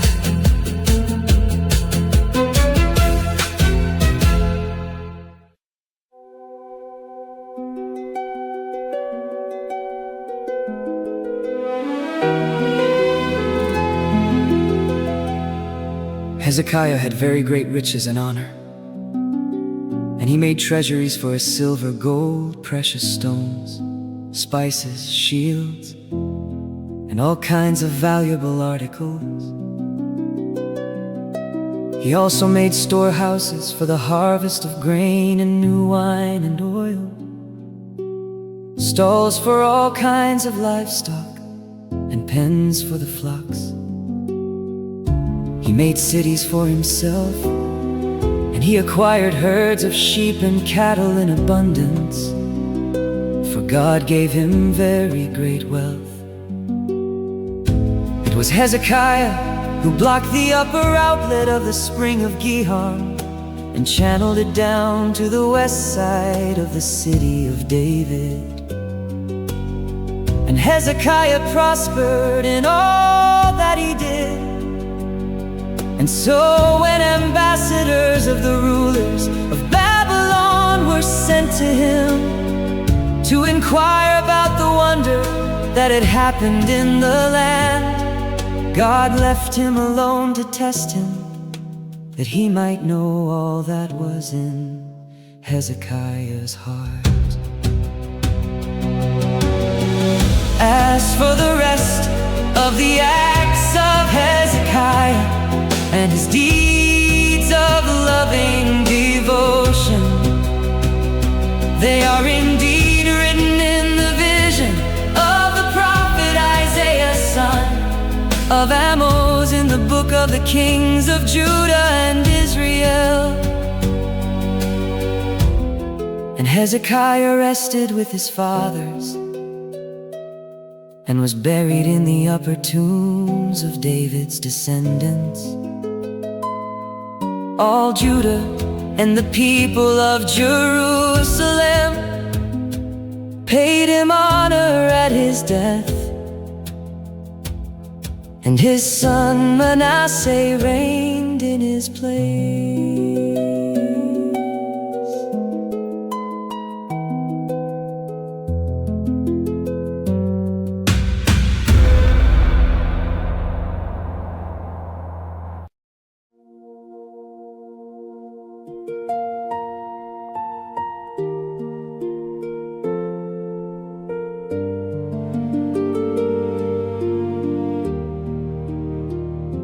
Manasseh was 12 years old when he became king, and he reigned in Jerusalem 55 years. And he did evil in the sight of the Lord by following the abominations of the nations that the Lord had driven out before the Israelites. For he rebuilt the high places that his father Hezekiah had torn down, and he raised up altars for the Baals and made Asherah poles. And he worshipped and served all the host of heaven. Manasseh also built altars in the house of the Lord, of which the Lord had said, "My name will remain in Jerusalem forever." In both courtyards of the house of the Lord, he built altars to all the host of heaven. He sacrificed his sons in the fire in the valley of Hinnom. He practiced sorcery, divination, and witchcraft, and consulted mediums and spiritists. He did great evil in the sight of the Lord, provoking him to anger. Manasseh even took the carved image he had made and set it up in the house of God, of which God had said to David and his son Solomon, in this temple and in Jerusalem, which I have chosen out of all the tribes of Israel, I will establish my name forever. I will never again cause the feet of the Israelites to leave the land that I assigned to your fathers. If only they are careful to do all that I have commanded them through Moses, all the laws, statutes, and judgments. So Manasseh led the people of Judah and Jerusalem astray, so that they did greater evil than the nations that the Lord had destroyed before the Israelites. And the Lord spoke to Manasseh and his people, but they did not listen. So the Lord brought against them the military commanders of the king of Assyria, who captured Manasseh, put a hook in his nose, bound him with bronze shackles, and took him to Babylon. And in his distress, Manasseh sought the favor of the Lord his God, and earnestly humbled himself before the God of his fathers. And when he prayed to him, the Lord received his plea and heard his petition. So he brought him back to Jerusalem and to his kingdom. Then Manasseh knew that the Lord is God. After this, Manasseh rebuilt the outer wall of the city of David from west of Gihon in the valley to the entrance of the fish gate, and he brought it around the hill of Ophel and heightened it considerably. He also stationed military commanders in all the fortified cities of Judah. He removed the foreign gods and the idol from the house of the Lord, along with all the altars he had built on the Temple Mount and in Jerusalem, and he dumped them outside the city. Then he restored the altar of the Lord and sacrificed peace offerings and thank offerings on it. And he told Judah to serve the Lord, the God of Israel. Nevertheless, the people still sacrificed at the high places, but only to the Lord their God. As for the rest of the acts of Manasseh, along with his prayer to his God, and the words of the seers who spoke to him in the name of the Lord, the God of Israel, they are indeed written in the Chronicles of the kings of Israel. His prayer and how God received his plea, as well as all his sin and unfaithfulness, and the sites where he built high places and set up Asherah poles and idols before he humbled himself. They are indeed written in the records of the seers. And Manasseh rested with his fathers and was buried at his palace. And his son Amon reigned in his place. Amon was 22 years old when he became king, and he reigned in Jerusalem 2 years. And he did evil in the sight of the Lord, as his father Manasseh had done. Amon served and sacrificed to all the idols that his father Manasseh had made. But he did not humble himself before the Lord as his father Manasseh had done. Instead, Amon increased his guilt. Then the servants of Amon conspired against him and killed him in his palace. But the people of the land killed all those who had conspired against King Amon, and they made his son Josiah king in his place.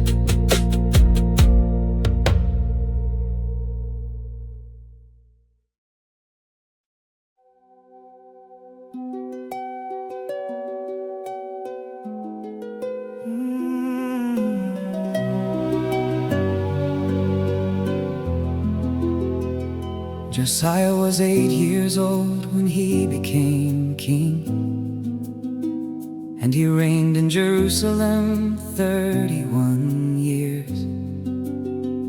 And he did what was right in the eyes of the Lord, and walked in the ways of his father David. He did not turn aside to the right or to the left. In the 8th year of his reign, while he was still young, Josiah began to seek the God of his father David. And in the 12th year, he began to cleanse Judah and Jerusalem of the high places, the Asherah poles, the carved idols, and the cast images.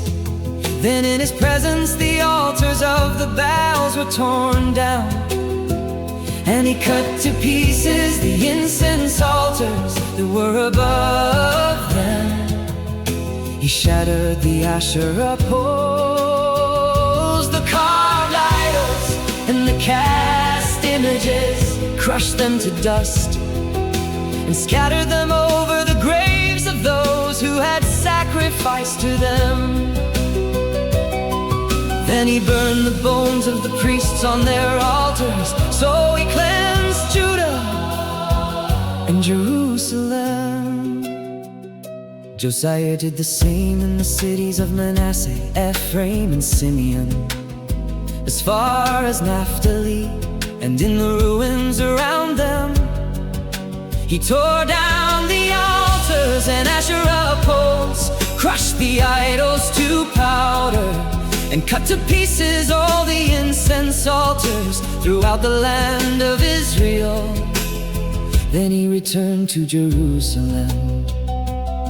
Now in the 18th year of his reign, in order to cleanse the land and the temple, Josiah sent Shaphan, son of Azaliah, Maaseiah, the governor of the city, and Joah, son of Joahaz, the recorder, to repair the house of the Lord his God. So they went to Hezekiah the high priest, and gave him the money that had been brought into the house of God, which the Levites at the doors had collected from the people of Manasseh and Ephraim, from all the remnant of Israel, Judah and Benjamin, and from the people of Jerusalem.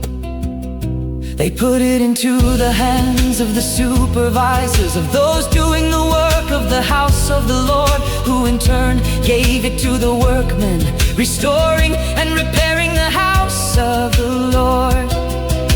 They also gave money to the carpenters and builders to buy dressed stone, as well as timbers for couplings and beams for the buildings that the kings of Judah had allowed to deteriorate.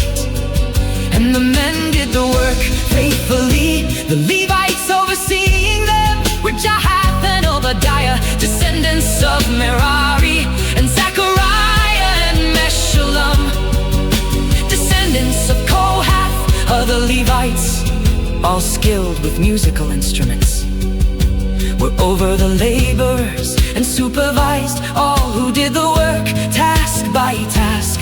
Some of the Levites were secretaries, officers, and gatekeepers, while they were bringing out the money that had been taken into the house of the Lord. Hezekiah the priest found the book of the law of the Lord, written by Moses. And Hezekiah said to Shaphan the scribe, I have found the book of the law in the house of the Lord.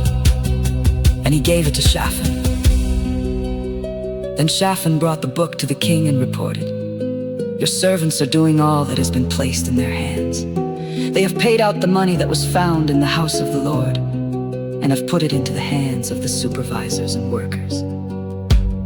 Moreover, Shaphan the scribe told the king, Hezekiah the priest has given me a book. And Shaphan read it in the presence of the king.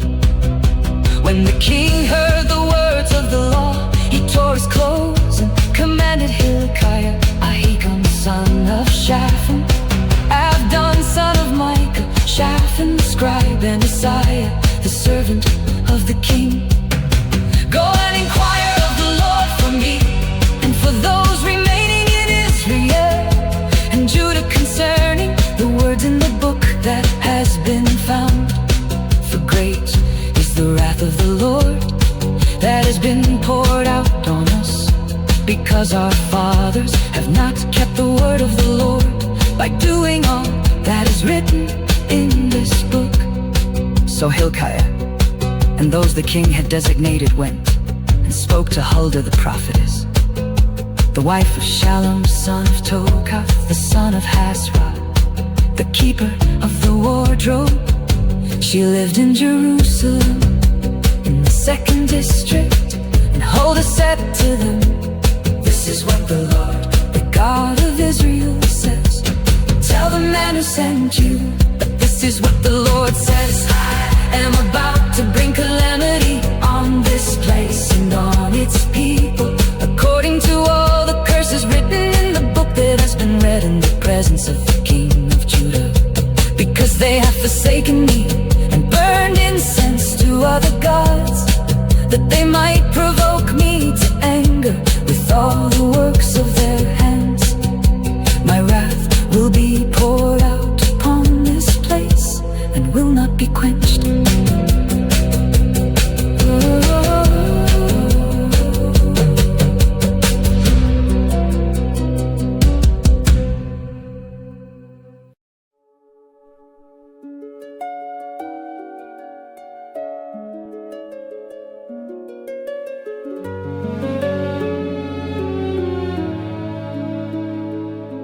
But as for the king of Judah, who sent you to inquire of the Lord, tell him that this is what the Lord, the God of Israel, says.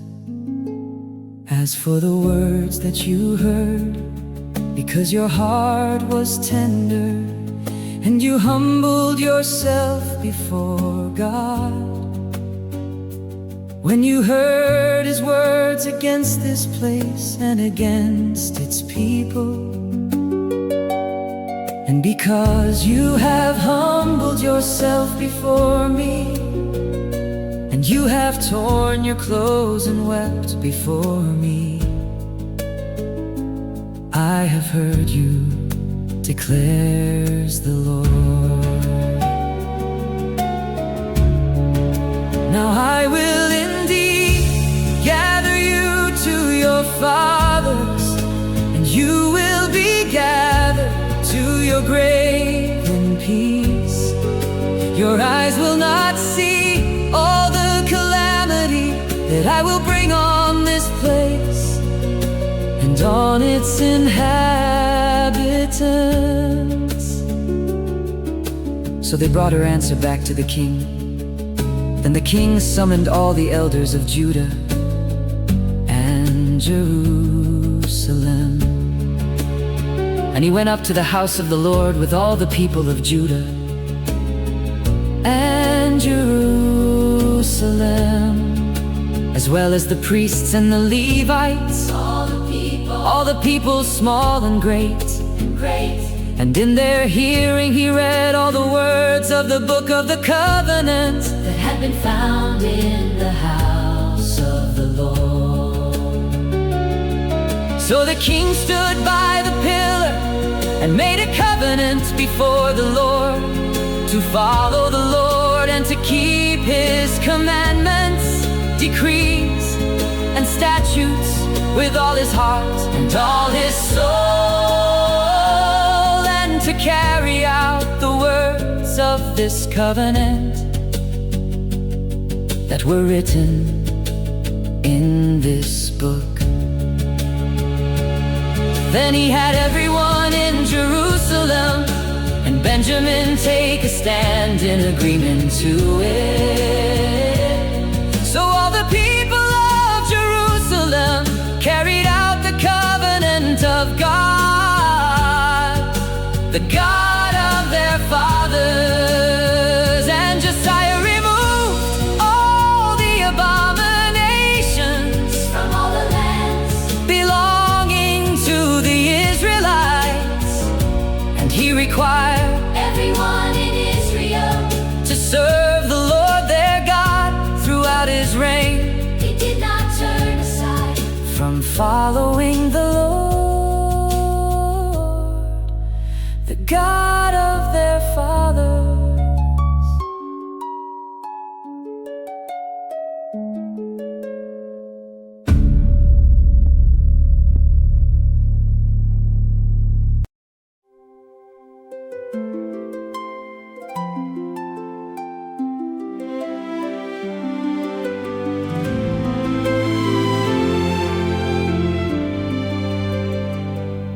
Then Josiah celebrated the Passover to the Lord in Jerusalem.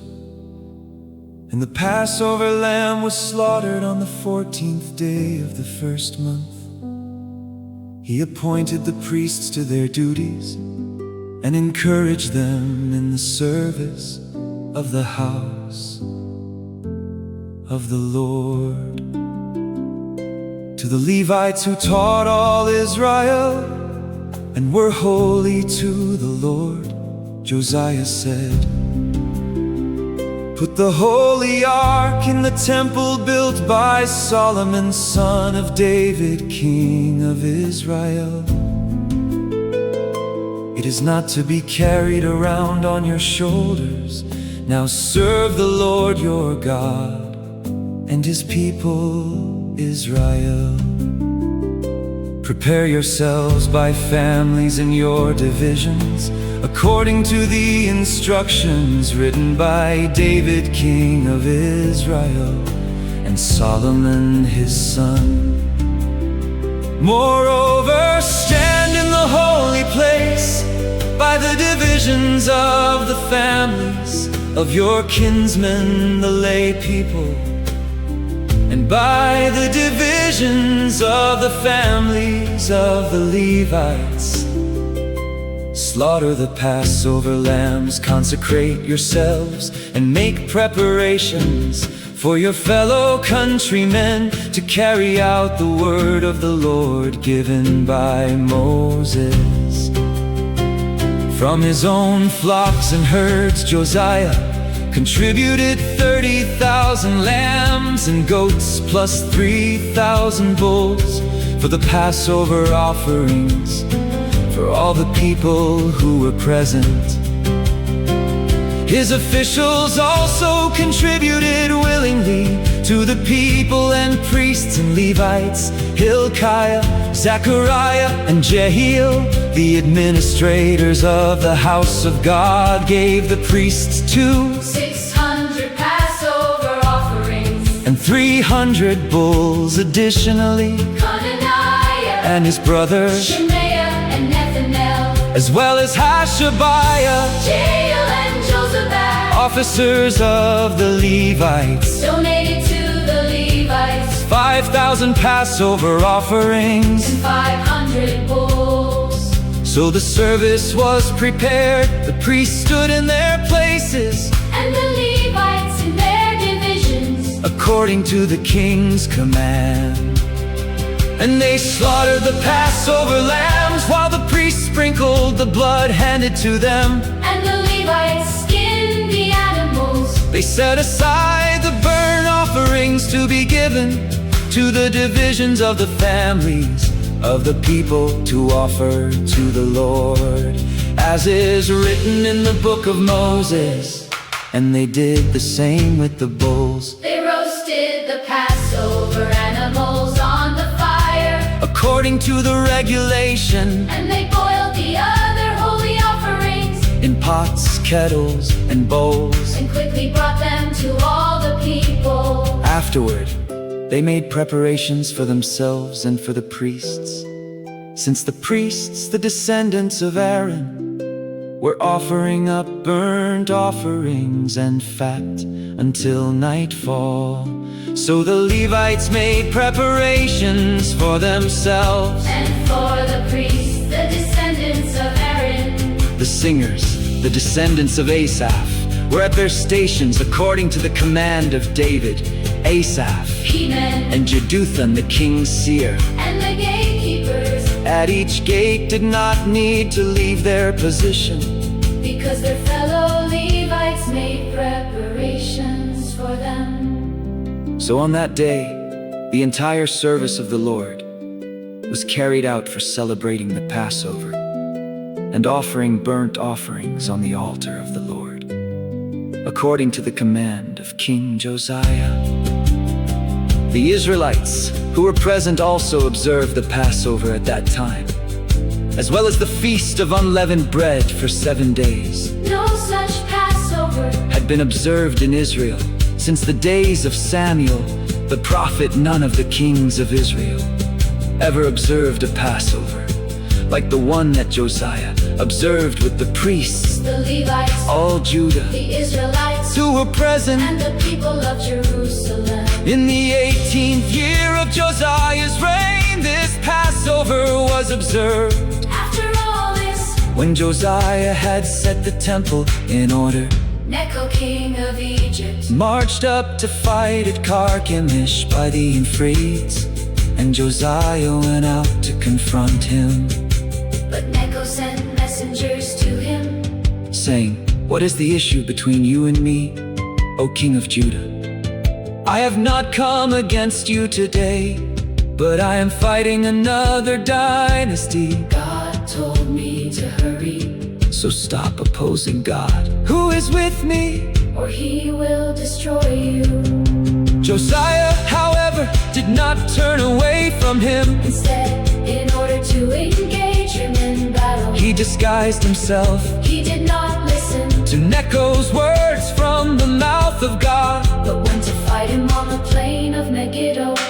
There the archers shot King Josiah, who said to his servants, Take me away, "For I am badly wounded." So his servants took him out of his chariot put him in his second chariot, and brought him to Jerusalem. where he died. And Josiah was buried in the tomb of his fathers, and all Judah. And Jerusalem mourned for him. Then Jeremiah lamented over Josiah. And to this day, All the choirs of men and women, sing laments over Josiah. they established them as a statute for Israel. And indeed, They are written in the book of laments. As for the rest of the acts of Josiah, along with his deeds of loving devotion, according to what is written in the law of the Lord, his acts from beginning to end, they are indeed written in the book of the kings of Israel and Judah.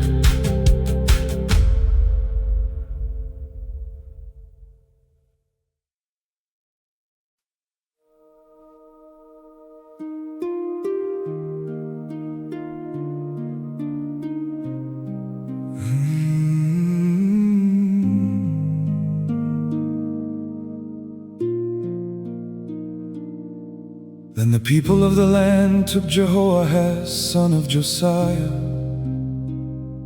and made him king in Jerusalem in place of his father. Jehoahaz was 23 years old when he became king,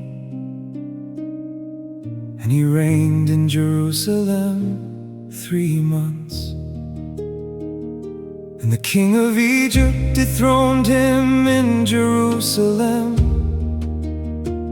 and imposed on Judah a levy of 100 talents of silver and a talent of gold. Then Necho, king of Egypt, made Eliakim, brother of Jehoahaz, king over Judah and Jerusalem. And he changed Eliakim's name to Jehoiakim. But Necho took Eliakim's brother Jehoahaz and carried him off to Egypt. Jehoiakim was 25 years old when he became king, and he reigned in Jerusalem 11 years. And he did evil in the sight of the Lord his God. Then Nebuchadnezzar, king of Babylon, came up against Jehoiakim and bound him with bronze shackles to take him to Babylon. Nebuchadnezzar also took to Babylon some of the articles from the house of the Lord, and he put them in his temple in Babylon. As for the rest of the acts of Jehoiakim, the abominations he committed, and all that was found against him, they are indeed written in the book of the kings of Israel and Judah. And his son Jehoiachin reigned in his place. Jehoiakim was 18 years old when he became king, and he reigned in Jerusalem 3 months and 10 days. And he did evil in the sight of the Lord. In the spring, King Nebuchadnezzar summoned Jehoiakim and brought him to Babylon, along with the articles of value from the house of the Lord. And he made Jehoiakim's relative Hezekiah king over Judah and Jerusalem. Zedekiah was 21 years old when he became king, and he reigned in Jerusalem 11 years. And he did evil in the sight of the Lord his God, and did not humble himself before Jeremiah the prophet, who spoke for the Lord. He also rebelled against King Nebuchadnezzar, who had made him swear by God. But Zedekiah stiffened his neck and hardened his heart against turning to the Lord, the God of Israel. Furthermore, all the leaders of the priests and the people multiplied their unfaithful deeds, following all the abominations of the nations, and they defiled the house of the Lord, which he had consecrated in Jerusalem. Again and again the Lord, the God of their fathers, sent word to his people through his messengers, because he had compassion on them and on his dwelling place. But they mocked the messengers of God, despising his words and scoffing at his prophets, until the wrath of the Lord against his people was stirred up beyond remedy.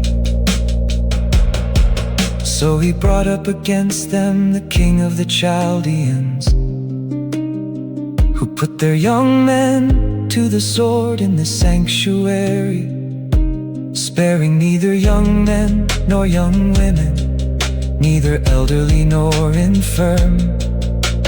God gave them all into the hand of Nebuchadnezzar, who carried off everything to Babylon, all the articles of the house of God, both the large and small, and the treasures of the house of the Lord, and of the king and his officials.